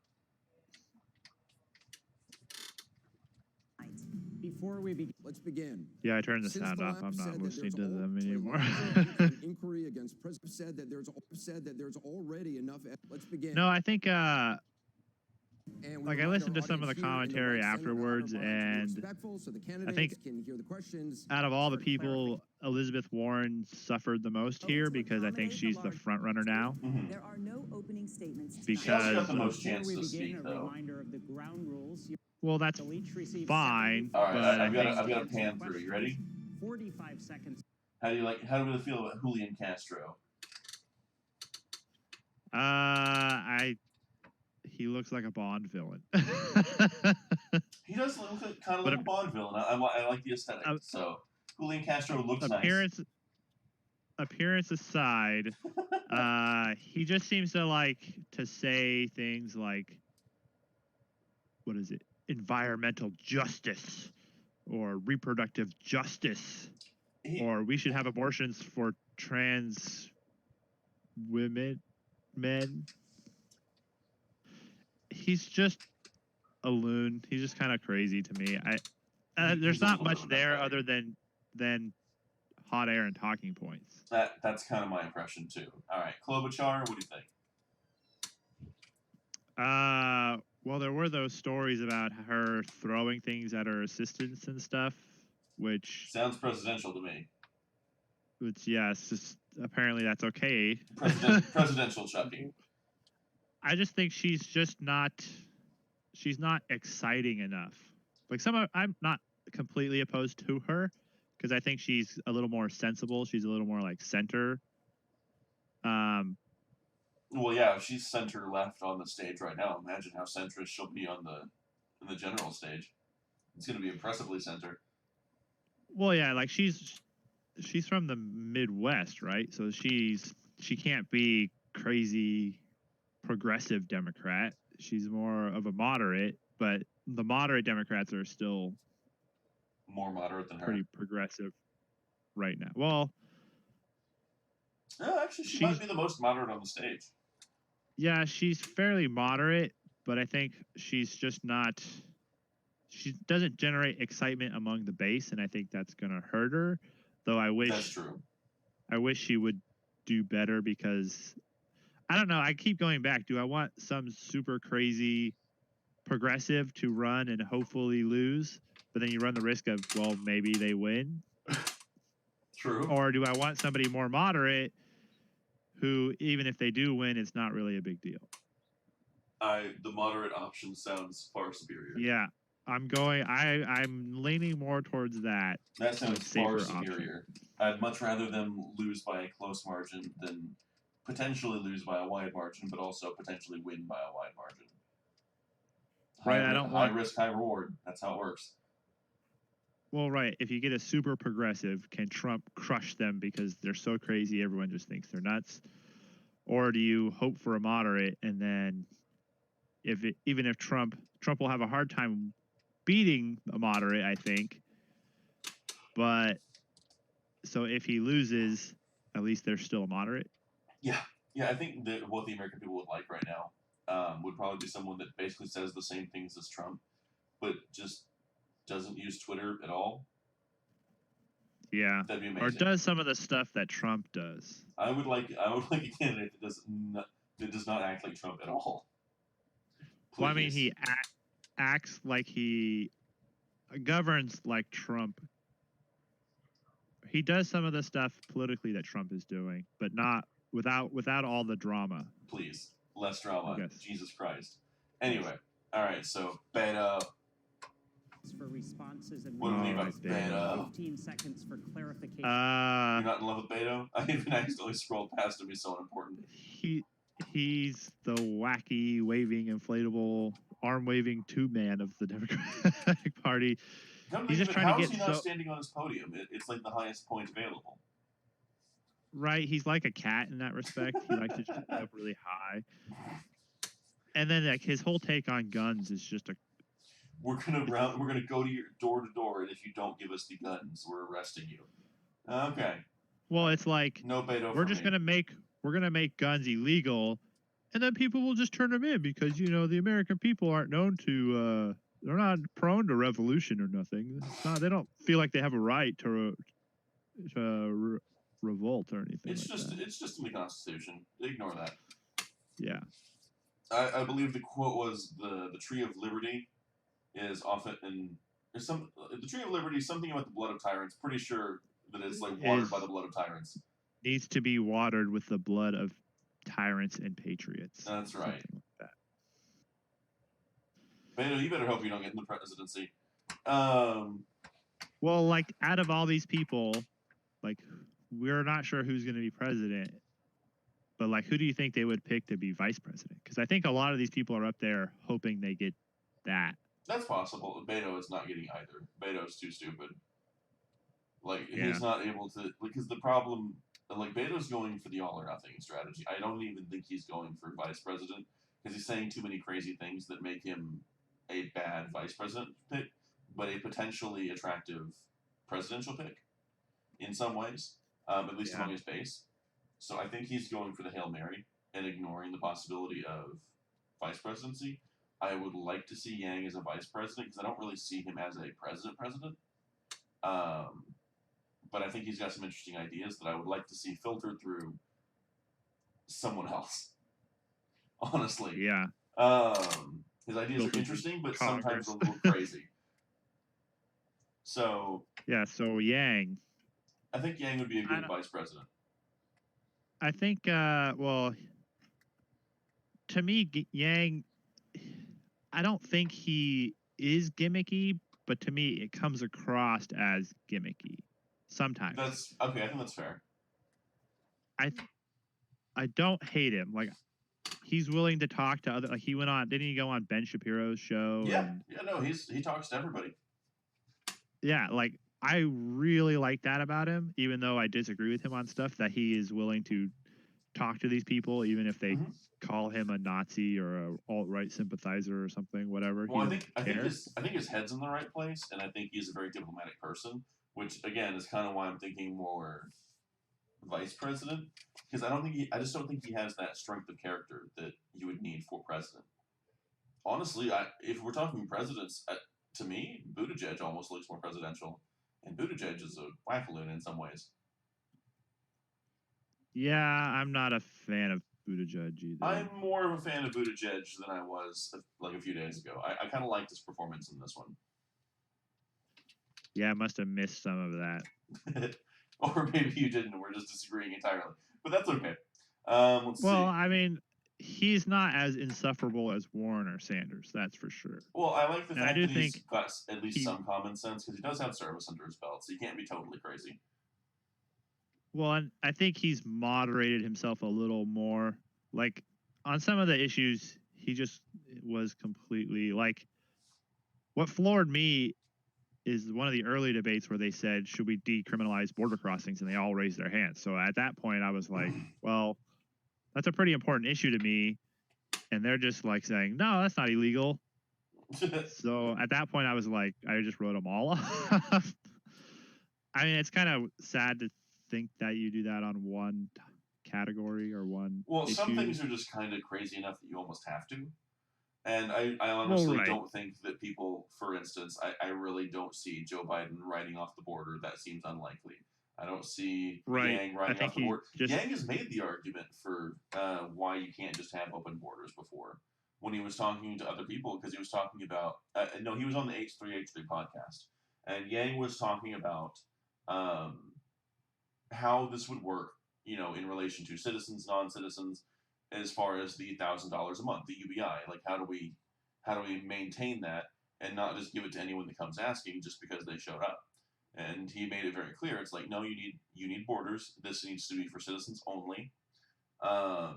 You need to be in the system and registered, and like if you leave the country, no UBI for you. This is like, you can collect your UBI using your information in the country. That's how you collect it. You got to be in the country for it. Right. You have to live here. Because I could see it where people come here, have their kid, and let their kid collect UBI and then live wherever they want, Exactly. That would be silly. Right. So Yang very clearly understands part of the necessity of borders. I think because of his UBI, he'd probably be the most pro-borders. I think Gabbard would actually be the most pro-borders. Honestly, probably. When it came down to it, like Gabbard and Buttigieg, I think would actually both be pretty good on that particular respect, because like I can't imagine how someone gets through a tour in the military without understanding the necessity of borders, with just having no concept of that. So I'm really not concerned on the border with either of them, really. Not when you actually get down to brass tacks, no matter what they say. Because I think a lot of this is also pandering, democratic pandering. It's like, oh yeah, borders, they're people too. It's like, yeah, we know they're people too. That's not the question, you idiots. They're on a stage, so they're performing. Right. It's some of this, you have to keep in mind that some of this is performance, and you have to make a judgment call on what you think is real and what you think is stage theater. Right. I think Bernie Sanders, even though I don't like him, I do think he, I guess, is a true believer. He believes what he's saying. I think he's genuine. I think most of it's genuine, and then you start getting into like the Democratic talking points that he was specifically arguing against in 2016, Bernie. Right. And then now he's just a fucking Democratic shill, and I'm like, what the fuck, dude? Who's after Yang? Who's that next guy? That's Buttigieg. Oh. That's why I was talking about him. Oh, okay. Butternut Meg. Butternut my wife Meg. calls him. I'm kind of warming up on Buttigieg. I'll be real. All right, but I think we've kind of talked about both of them now, so why don't we just move on a little bit by Buttigieg. And now we've got Warren, Biden, and Sanders, the three oldest people on the planet. The triumvirate. The triumvirate. The shittiest triumvirate ever. Honestly, it's kind of funny because they did put them together, and like they're the three most likely to actually get the nomination, if we're being real. Well, yeah, they're in the center for a reason, and Biden is in the middle, right? Mm-hmm. Like he's the center because he's still technically the front runner, but he's flanked by two socialists. Yeah, he's the front runner with like the two craziest people on stage, like nipping at his heels. Because like nobody should write off Sanders. Sanders very well could take the nomination, and if he does, I think he would actually give Trump a run for his money. Well, I think Sanders. I think he still could. I think there's a possibility he could, but I think his heart attack really hurt him. That's also possible. Maybe he couldn't deal with the campaign. That's also entirely possible. Well, in the public eye, like he's come back and he's like, yeah, I'm fine. And he seems fine on stage, but like, it's still people think about that and they're like, they don't want someone that's going to have a heart attack in the middle of the presidency. Right. Because, and I think it would create a lot of fighting about like, okay, well, who's the if Bernie gets the nomination, like who's the vice president? We need somebody good because then it becomes a question of who the vice president is. Yeah.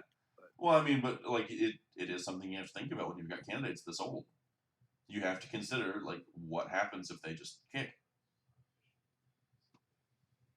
Like, just leave them on a machine. It wouldn't be the first time this has happened, and it's certainly not the first time we've had this question because it's a real possibility when you're dealing with like I don't think Warren is just gonna up and die, but like Biden or Bernie, they could.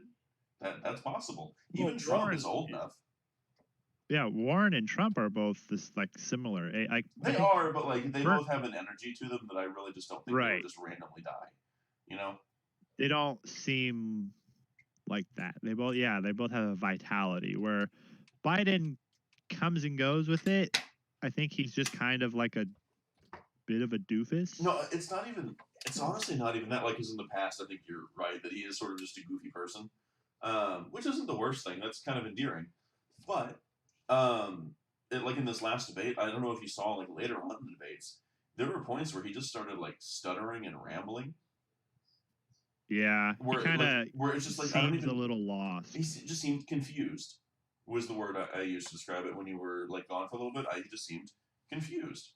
Like he didn't see because he would start the sentence one place, start like stuttering and rambling for a little bit, and then end the sentence in a different place, and then start having a conversation like almost with himself about what he just said.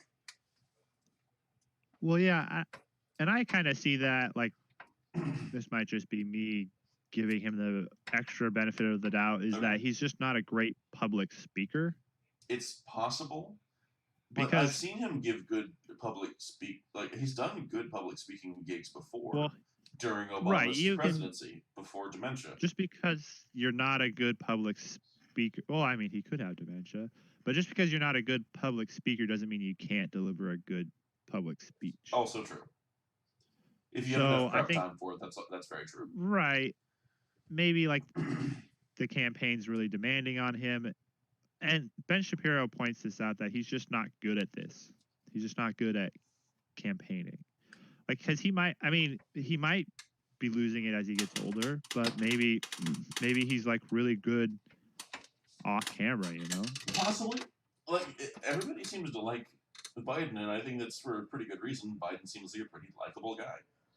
But that doesn't mean that he's not getting older. And honestly, the things I see up on stage look a lot more. It looks a lot less like he's just, you know, a bad public speaker. It looks a whole lot more like he confused himself in those moments.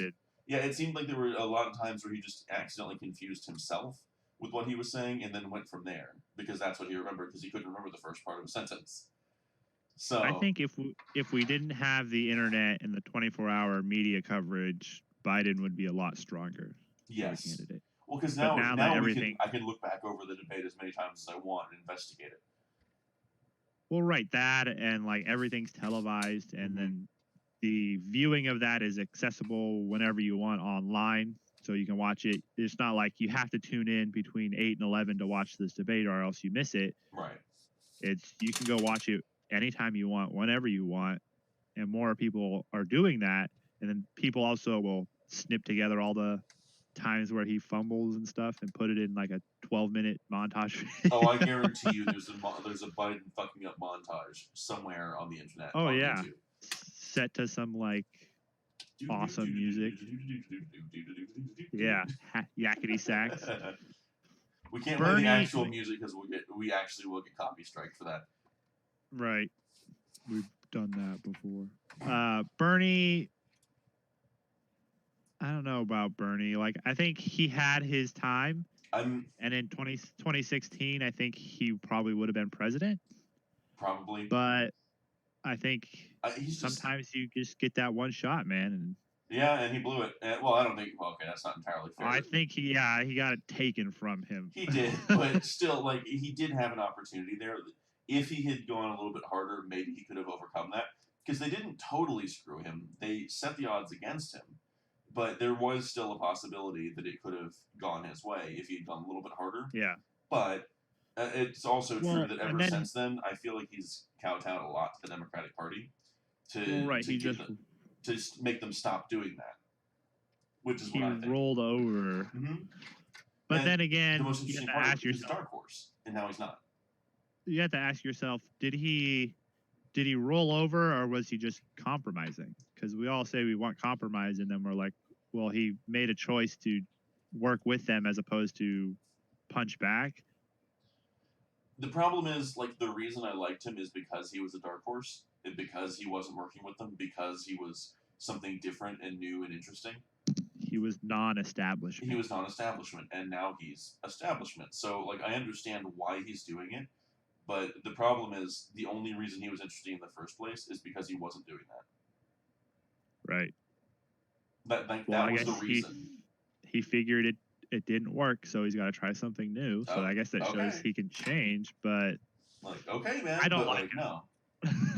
Like, I was interested in you as a dark horse. If you're not that, I'm not interested anymore.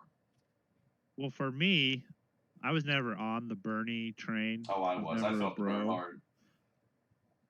But the moment like he let those Black Lives Matter activists just take over his stage, I was like, this man can never be president. He just lets two people walk up on stage and then he just like gets shuffled to the back and just looks lost. Like, yeah, it was a very weak moment. It just made him so weak, and then the heart attack, and it's just like, I don't want this guy. I can understand that. I can understand that. Like, don't get me wrong, I was not pleased about that either, and I was really mad at the Black Lives Matter activists for doing that to him in the first place. Right. But I don't blame him for that, but I wanted him to.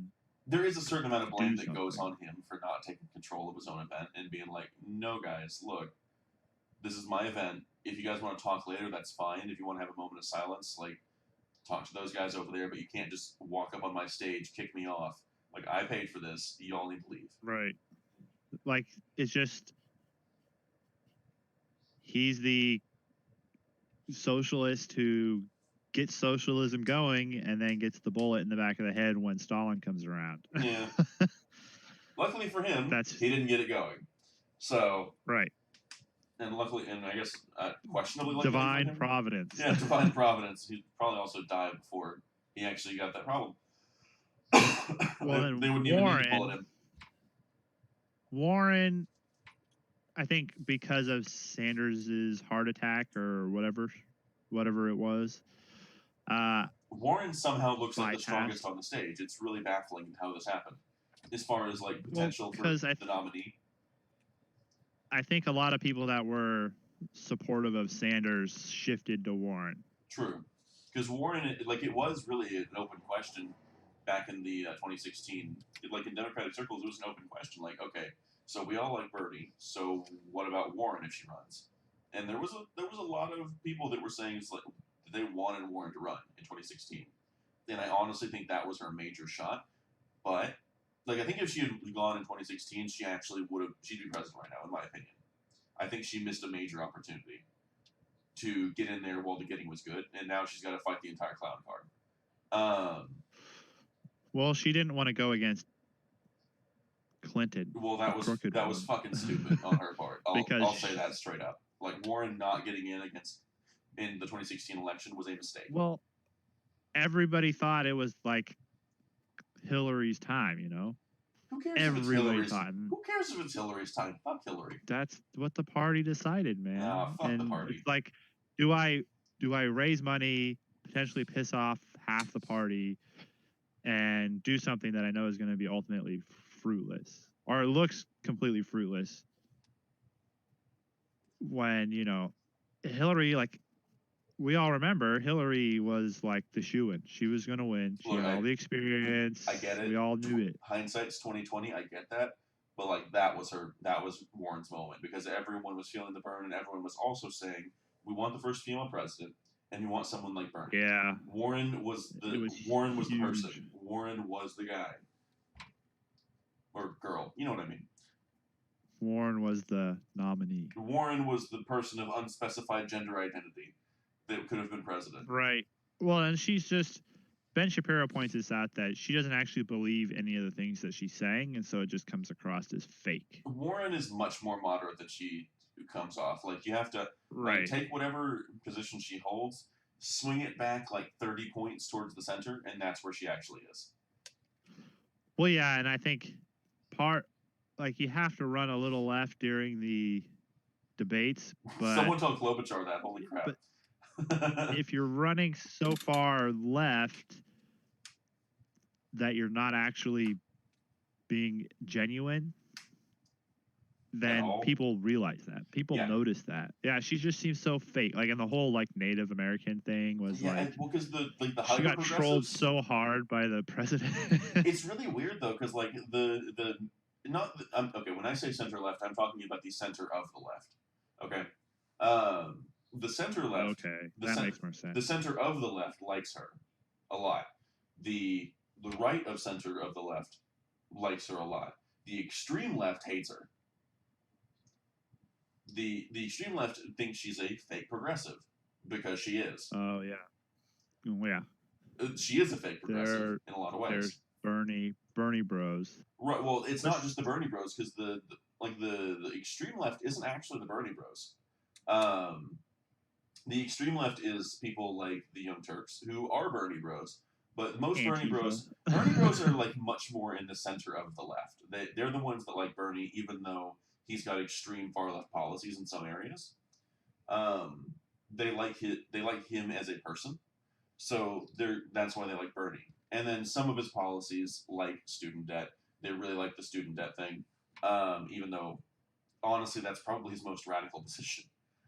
Like out of all of them, that would easily be the most destructive if he actually went through with it. Because at least healthcare, there's at least some benefits on the side. Because it's like, okay, if everybody's healthy all the time, then there's like economic gains to be made there. So at least there's some aspects where it moderates itself in some ways, you know? Even though it's still quite expensive. But when it comes to just negating all of the student debt, it's like, dude, you can't just negate $1 trillion. That's not how that works. Right. That's totally not how that works. If you want to get rid of like $20,000 here and there and then slowly chip away at it, okay. But like $1 trillion all at once? No, that's a horrible idea. Please don't do that. Holy shit. Well, and it's like saying you don't have to be accountable for your own actions too. Seriously, like at least be sensible about it. At least present a more nuanced like plan than I'm canceling all the student debt. Like Jesus Christ, no. All right, but I think we've ranted about these three long enough. We're running out of time. Right. So, and these should take a lot less time. I can actually get through these three pretty quickly because we've got Harris, Booker, and Steyer. Steyer is just a corporate elite that wants to pretend that he's for the people. Fuck Steyer. Kamala Harris likes to... Who? Yeah, exactly. It's Tom Steyer who. Cory Booker actually isn't... Cory Booker's not too bad, but at least not in some ways. But Kamala Harris over there, I just don't trust her. So even if she says something I like she legit went on the Joe Rogan podcast. Like, yeah, I smoke weed. Didn't you like arrest everyone for smoking weed and then basically put them into labor camps by forcing them to stay longer than they should have, even with DNA evidence to the contrary? Yeah. So aren't you a horrible hypocrite and a terrible person? Yeah. Sounds like a Democrat to me. Like she's easily the worst person on the stage, in my opinion. Like by a long margin, the worst person on the stage. And then she starts talking about like, you know, like, did you see this part? Tell me if you saw this part of the debate where Kamala Harris starts talking about something else entirely, because they were asking questions about education. And for some reason, she goes into a side tangent about how black students, which is technically related to education, they do a lot better with black teachers. They're more likely to go to college. Yeah. And I'm like, wait, you do realize you're making a pro-segregation argument, right? Because it's not going to be that if there's a black kid in the class... She is a Democrat. like, it's not going to be that if there's a black kid in the class that we're just going to have a black teacher for the whole class. It's like, what about the white kids? What about the Asian kids? What about the Hispanic kids? Do they need their own Hispanic, white, and Asian teachers? Like, do we need... This is my problem with diversity, is that diversity says, like, diversity is great at certain types of diversity are good. But like this diversity, it like in order to have diversity, like you must have multiple groups. So in order to make diversity, you have to divide people into groups. And then diversify them. That literally is what diversity is that several different groups. And so, because like the root word of diversity is divide. Right. And so to have diversity, like you have to have a bunch of different groups in order to include everybody. So to have diversity and inclusivity, you must split everybody up into groups. Sure. And that's one of the big problems. And then equity is like, okay, now that we've divided everybody into groups, and then we've included the groups that we like in the proportions that we like. Now let's balance this out. Yeah, like let's balance it out by the divisions that we made. Which it sounds nuanced on paper, and then you actually see the results of it, and you're like, this sucks. Well, it's been tried before. Many times. Many times. It doesn't work. No, it doesn't. That's where we were talking, or we had mentioned doing like a debate thing about diversity versus unity. And then, I think, and then we realized what the... Yeah, I realized that it's almost impossible for me to argue for diversity. Well, the problem actually became like one of us would have to argue for racial diversity, and then the other person would have to argue for racial unity. Like that's what put me off of it, because I was like, no, yeah, I don't think I I'm wasn't doing thinking of it as racial. I'm not thinking unity is racial unity, but I do see the point there. I never thought of it that way. Like I'm not doing that. No, like you don't want to argue for racial diversity, and I really don't want to argue for racial unity. Yeah, I was thinking more along. Well, because I wasn't thinking when I thought of it, I wasn't thinking exclusively of race. I was just thinking of American unity versus American diversity. Right. Like I get it. multiculturalism and all that stuff. But we are also running out of time quickly, so I want to move on to the last. Yes. Because Booker, like, he just didn't really leave an impression on me. I don't know if he did you. No. Like, he said some interesting things, but, like, I don't know. He kind of has the same problem as Castro and Stoyer, where I'm just like, okay, sure, but everyone knows there's no chance of you becoming president. He's just the poor me. Yeah. I live in one of these neighborhoods. Vote for me. He's like Kamala Harris, but less interesting. Yeah, that's true. Less diverse too. Less diverse too. Oh no, we're not skipping. We're not making me skip Gabbard. Gabbard is big. Let's skip Gabbard. No, we are not. We are absolutely not skipping Gabbard. Hold on. Everyone, I had to look at Kamala Harris's face for like 10 minutes. The very least, at least I get to look at Gabbard for a little bit instead. 15 seconds yes. for clarification. Look, she is very attractive. She is a very attractive lady. You were all terrible people. Okay. She is not as crazy as half of the people on the stage. There we go. We got Gabbard. All right. What do you think about Gabbard? I think she did good. I'm not convinced by the white pantsuit, though. It does not work on camera. It makes her stand out from everybody else. Like, I recognized it right away, which could be good or could be bad, you know? That's true, but you can barely see it. Like, it doesn't... It looks like she is just a floating head. Kind of, yeah. It does kind of fade. Well, the background is like, at least in this shot, it's blue and red and black. She doesn't have an outline. True. But she does... It does make her stand out from everybody else visually. That's true. Could we have gone with, like, I don't know, like a purple or a yellow or something that has an outline if you want to stand out visually? I'm just saying. Anyway. Just bright red. Fucking something. Well, it would blend in with the background at that point. That's the worst part. Right. Anyway. She should have just wore camos. Just to come out in full... Or her uniform. Her just dress. Come out in full uniform, full dress. That would be uniform. Badass. I'd be like, damn. That actually would be okay. I might want to vote for that. Actually, come to think of it, why haven't her or Buttigieg ever done that? Like, you would think that repping their veterancy would actually be extremely helpful for the campaign. Because everyone knows, being a veteran is a major bonus. Like, it even has me reconsidering Buttigieg when every time I hear him talk and he mentions his service, and I'm like, oh yeah, he is a veteran. That's bonus points for most people. Well, I think they don't want to prostitute their service for political gain, perhaps. Maybe it's too important to them. Okay, that's fair. They probably have their reasons. Okay, that's true.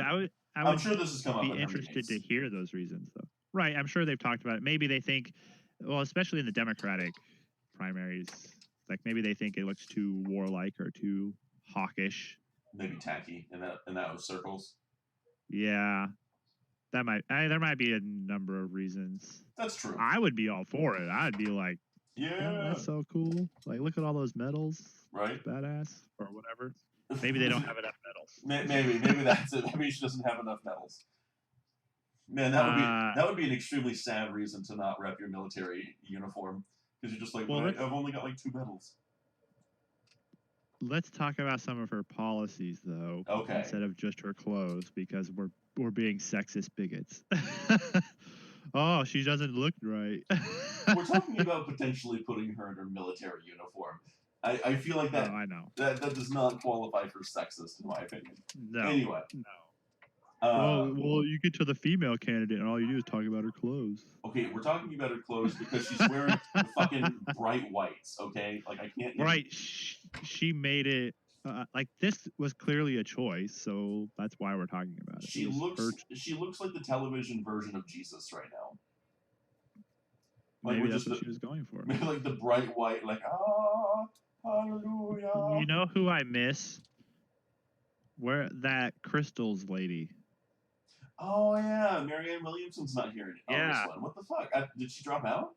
I didn't hear about that. I think after the footage leaked of her saying that the conservatives treat her way nicer than the liberals. Oh no, some truth. Like, what are we gonna do? She was like, I can't win anymore. So I do think her mind has changed on how everything is. Marianne Williamson, as of yesterday, after Tuesday's debate, there's no way I'm dropping out. No way I'm dropping out. Rules out third-party run. Vows to get behind Democratic debate or nominee if it happens. It did not be her, but she has not left the race just yet. Oh, okay. Okay. Well, anyway, to stop talking about Gabbard's clothes. Also, we're running out of time. We've already technically run out of time, but I'm not leaving this without at least giving Gabbard her time. Yes. We, unlike CNN, will give her her time. That's right. Gabbard deserves her fair shake, unlike Cory Booker and Julian Castro, because they're just talking head suits. Anyway, yeah, I liked a lot of what she had to say, because very similar to Yang, it seems like both of them are trying to moderate a little bit in this debate, where they're just like, look, okay, I know we said some crazy shit before, but they're starting. I think what's happening on the Democratic stage right now is that the more moderate people on the stage are seeing how far left everyone else is going, and they're actually seeing an opportunity to loop back around to the center. I think Klobuchar might have gone a little bit too far center for the Democratic debates to take full advantage of it, but I think that's the strategy happening, where everyone else is going super far left, right? Well, there's only so much room over there, and there's a ton of people over there. So we can't all be super far left, or else none of us get any votes. So what if the more moderates, like the more moderate people anyway, come back, so that if they can be moderate on the primary and then the general, especially with like all the information available people, they get to look way more consistent. And they get to attack from a position that actually has some room, instead of, we're going to give free everything like everyone else. Well, yeah, that's they're trying to look forward to the general as opposed to just the primary. Right, and again, like with so many hyper-left candidates, I don't think there's any point in being hyper-left right now for anyone else trying to edge their way in. So it makes more sense for them to try and attack from the center. And I think that's what's happening with Gabbard and Yang right now. Well, yeah, she seemed way more moderate in this debate than she did in past debates.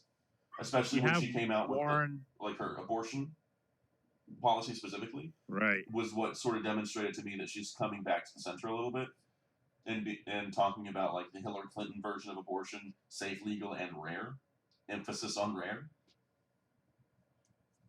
So yeah, but anyway, sorry I interrupted. Go ahead. Well, with two big candidates like Warren and Sanders there on the far left, you don't have much room there. And then you have, I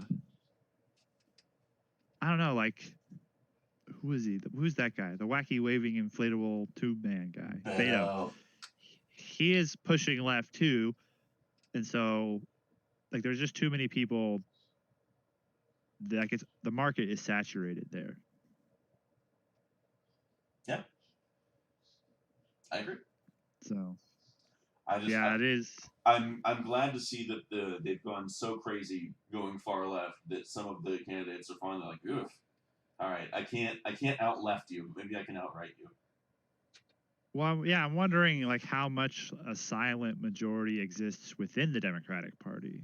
You know, you always hear about the silent majority of the country, and they typically lean more Republican. But I wonder how much of a silent majority there is in the Democratic Party for somebody who is like. I don't think that it's Gabbard. actually as crazy. I don't think the Democratic Party is nearly as crazy as they seem. Like, I think they're being riled up currently because of the news cycle, because unfortunately the Democratic Party base appears to be extremely gullible, which is unfortunate to say because they're they're my team. Trusting of the media too much. They're my team, which is extremely frustrating. I'll be honest. That they're this gullible when it comes to news coverage. But they definitely want someone that has more moderate policy. So that does leave room, in my opinion, for a moderate candidate. So I think if we're talking about the most dangerous candidates, I would say, would probably be Klobuchar, could be potentially dangerous. Gabbard would be extremely dangerous, I think, to Trump. I honestly think she would clobber Trump, personally, if she ever got to the general election, because you get like. I don't know. I think she would clobber Trump. Well, it's because you like her. I do like Tulsi, but I also think she would clobber Trump. Well, I think she would lose. Like I think not a lot of Democrats, but there's a section of Democrats that just wouldn't vote. They wouldn't vote for Trump. They wouldn't vote for Gabbard. They just won't vote. But possibly. I do think she might win over some of the more independent voters. But let's listen to some of the pluses she has. A, she'd be the first female president, which we already know from 2016. There's a huge constituency for making the first female president happen. Well, yeah, they want something like they want to be part of the historic moment. Yes, any of the female candidates on that stage have built-in voters, no matter what. So that's a huge advantage for her. She is military, which Trump can't say. She can go after Trump on the Vietnam War because she's a vet. Like, she can go after him on that and it have some actual weight. Unlike most of the other politicians where they're like, you ran away from Vietnam, and he's just looking back like, yeah, so did you, bitch. Shut up.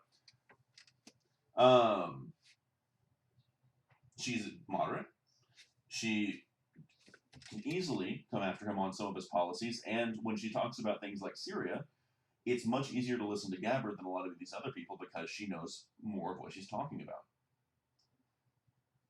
She actually has some standing strength on the stage. I don't think she'd fall for his bullying tactics because she doesn't care about his bullying tactics. She's not going to be Pelosi running out of the room crying to the media because Trump was mean, which would make her look extremely weak. And I don't think that she, Klobuchar, or Warren would do that. Like, honestly, I think the three most dangerous candidates on that stage are those three when it comes to Trump. I don't think Joe Biden's that dangerous. I don't think Sanders is that dangerous. But I do think Warren, because she's a sly, conniving politician, would be extremely dangerous because she's just going to say whatever it takes to win, which, as it turns out, is an extremely effective strategy for a politician. Yeah. Unfortunately, it's effective. Like, you don't have to like it, but it's effective. And again, female. I think that's going to be relevant in the general election. There's enough female candidates here that's going to be relevant. There's a certain constituency in America, like independent voters that would just vote for a female because they believe it's time for a female president. Right. Same thing happened with Barack Obama. He was black. There was a lot of black voters that voted him in just because they were like, look, I want a black guy in the presidency. Okay. He didn't do anything for you, and I think black people now realize that's not enough. But right. I guess women need to learn the lesson too. Not enough to share a physical characteristic with somebody. This is something that white people have known for a long fucking time. We've been trying to tell everyone, but no one wants to listen. So I guess everyone needs to learn the lesson one at a time. Although, to be fair, I think it's just certain groups like that, because I haven't seen any Asian groups come out for Yang and be like, we're going to get the first Asian president, it's going to be fucking amazing. Like, they don't seem nearly as excited for it, I guess. Right, it's impractical. Yeah, but I'm just saying, like, imagine for an instance, seriously, Gabbard Yang 2020. I know it's becoming a meme at this point how often I say it. But seriously, Gabbard has dangerous aspects, and I think she would be solid on the campaign trail. Yang has some interesting ideas. Yang is also very good. I think Yang would be extremely good for her campaign on the campaign trail. It would be an extreme. They would also be able to say we're extremely diverse. That would appeal to the Democrats. And to be fair, Yang would definitely not appeal to the Republicans, but Republicans like him as a person. Well, I think Gabbard too. They'd appeal to moderates, but I think their problem is that they're internet famous and not really like real world famous. That would change quickly in the general election. Right, if they won the nomination, that would change. But I don't think... If they get the nomination, they're incredibly dangerous. Yes, I would agree. But I don't think... I think they still have to win, and I think that's a long shot for them. It is. Sadly. It is. It is sad, because I honestly think... there's still a possibility, I think the two most likely on that stage, because if I had to put it anywhere, because Biden, I just don't think he's going to make it. I really don't. My money's on Warren at this point. The safe money, I think, is on Warren. I don't think Sanders... I think you're right that there's going to be too many questions about his health. Because of that heart attack, like, it was just very badly timed. So I think that knocks out Sanders a little bit too far. He doesn't have enough time to recover. It's just too close to the actual elections. For people... Well, we're still like a year away. Well, sure, but the primaries are about to start. Like, the voting on the nominee is about to start. Right, that's true. So, like, that's what I mean by it's just too... Like, if you think about it, we're really only a few months away. Well, yeah, from the primaries. Right. From the general. But that's where we are right now. We're not in the general. We're in the primary. True that. So I honestly think Sanders not that dangerous. The rest of that fucking clown car, like Tom Stoyer, why the fuck are you there? Seriously. Gabbard has potential. I don't think Yang has potential as an actual presidential candidate. I really don't. Like, I'm sorry, Yang. I love you, but like, I really don't. I'm sorry. Klobuchar, maybe. She is extremely moderate, and that at least leaves her, and she's pretty much alone in the field on being extremely moderate. So that has some potential. I think she needs to be a little bit further left, but at least she's doing something interesting enough that it will get her attention. Right. So she has some potential, but I think she's an outside bet. I really think that the two people on that stage that have actual potential are Gabbard and Warren. Honestly. And like, I know that we were talking about the fact that Gabbard's attractive earlier. That's going to help her. Being attractive, like, can I just point out Barack Obama? Like, there was a section of the population that voted for him because he's attractive. There was a lot of women that voted for Obama because he's attractive. And that was the only reason. There's going to be people that vote for Gabbard just because they're more willing to listen to her ideas because she's attractive. It is a valuable aspect. That doesn't hurt in politics. It does not hurt. Because you're going to be on camera all day. So people are going to listen to you. She has a nice voice. Well, yeah, she has a nice face. Look at the Nixon-Kennedy debates, Mm-hmm. right? Like, it does play a role. I don't know if attractiveness has anything to do with Nixon, but... Well, no, Kennedy won. Oh, I was about to say, okay, I was thinking of something else entirely. I was like, how the fuck? Nixon is like one of the ugliest motherfuckers we've ever had in the presidency. Right. Well, yeah, but he lost because he right. No, didn't okay. look good on I understand camera. what you're saying now. I understand. Okay. Back then, you could run for president, lose, and then run again. Yeah. Now it seems less possible. Right. So Hillary might try that. Who knows? If Hillary gets in there, I think it's coming down between Clinton. If Hillary actually gets in, it's probably going to be Clinton-Warren. If Hillary doesn't get in, Gabbard, I still think has a chance. Well, I'm just waiting for Michelle. Oh, God. Or Oprah. What the fuck is Michelle's policy position? Like, she's never better been a than politician. Oh, my God. Great. That's her. I don't know. Like, I think a lot of people would want to vote for her because they like Barack, but pretty much. I think she'd get eaten alive. I don't think she would have the political chops. I don't think she even wants to have those kinds of political chops. But that's basically my political prediction. If Hillary gets in the race, it's down between Clinton and Warren. If she doesn't get in the race, it's Gabbard and Warren. Picture this. Okay. Clinton, Obama. Oh, God damn it. Michelle could be her vice president. Oh, God, that would actually be effective, too. What the fuck? That's what it's going to be, man. That's why Obama hasn't come out and endorsed anybody yet. Because it's all she coming doesn't want together. it. Oh, no. We figured it out. You heard it here first. No. No. Please, no. It's like, okay, like... God, that would actually be effective. Please. God, no.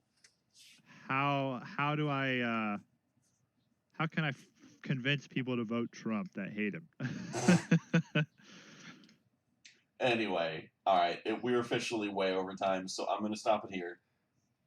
All right. Thank you guys for tuning in. Catch us every Friday morning for your early morning YouTube show, favorite YouTube show. Mm-hmm. Don't forget to like and subscribe, and we'll see you next week. Peace.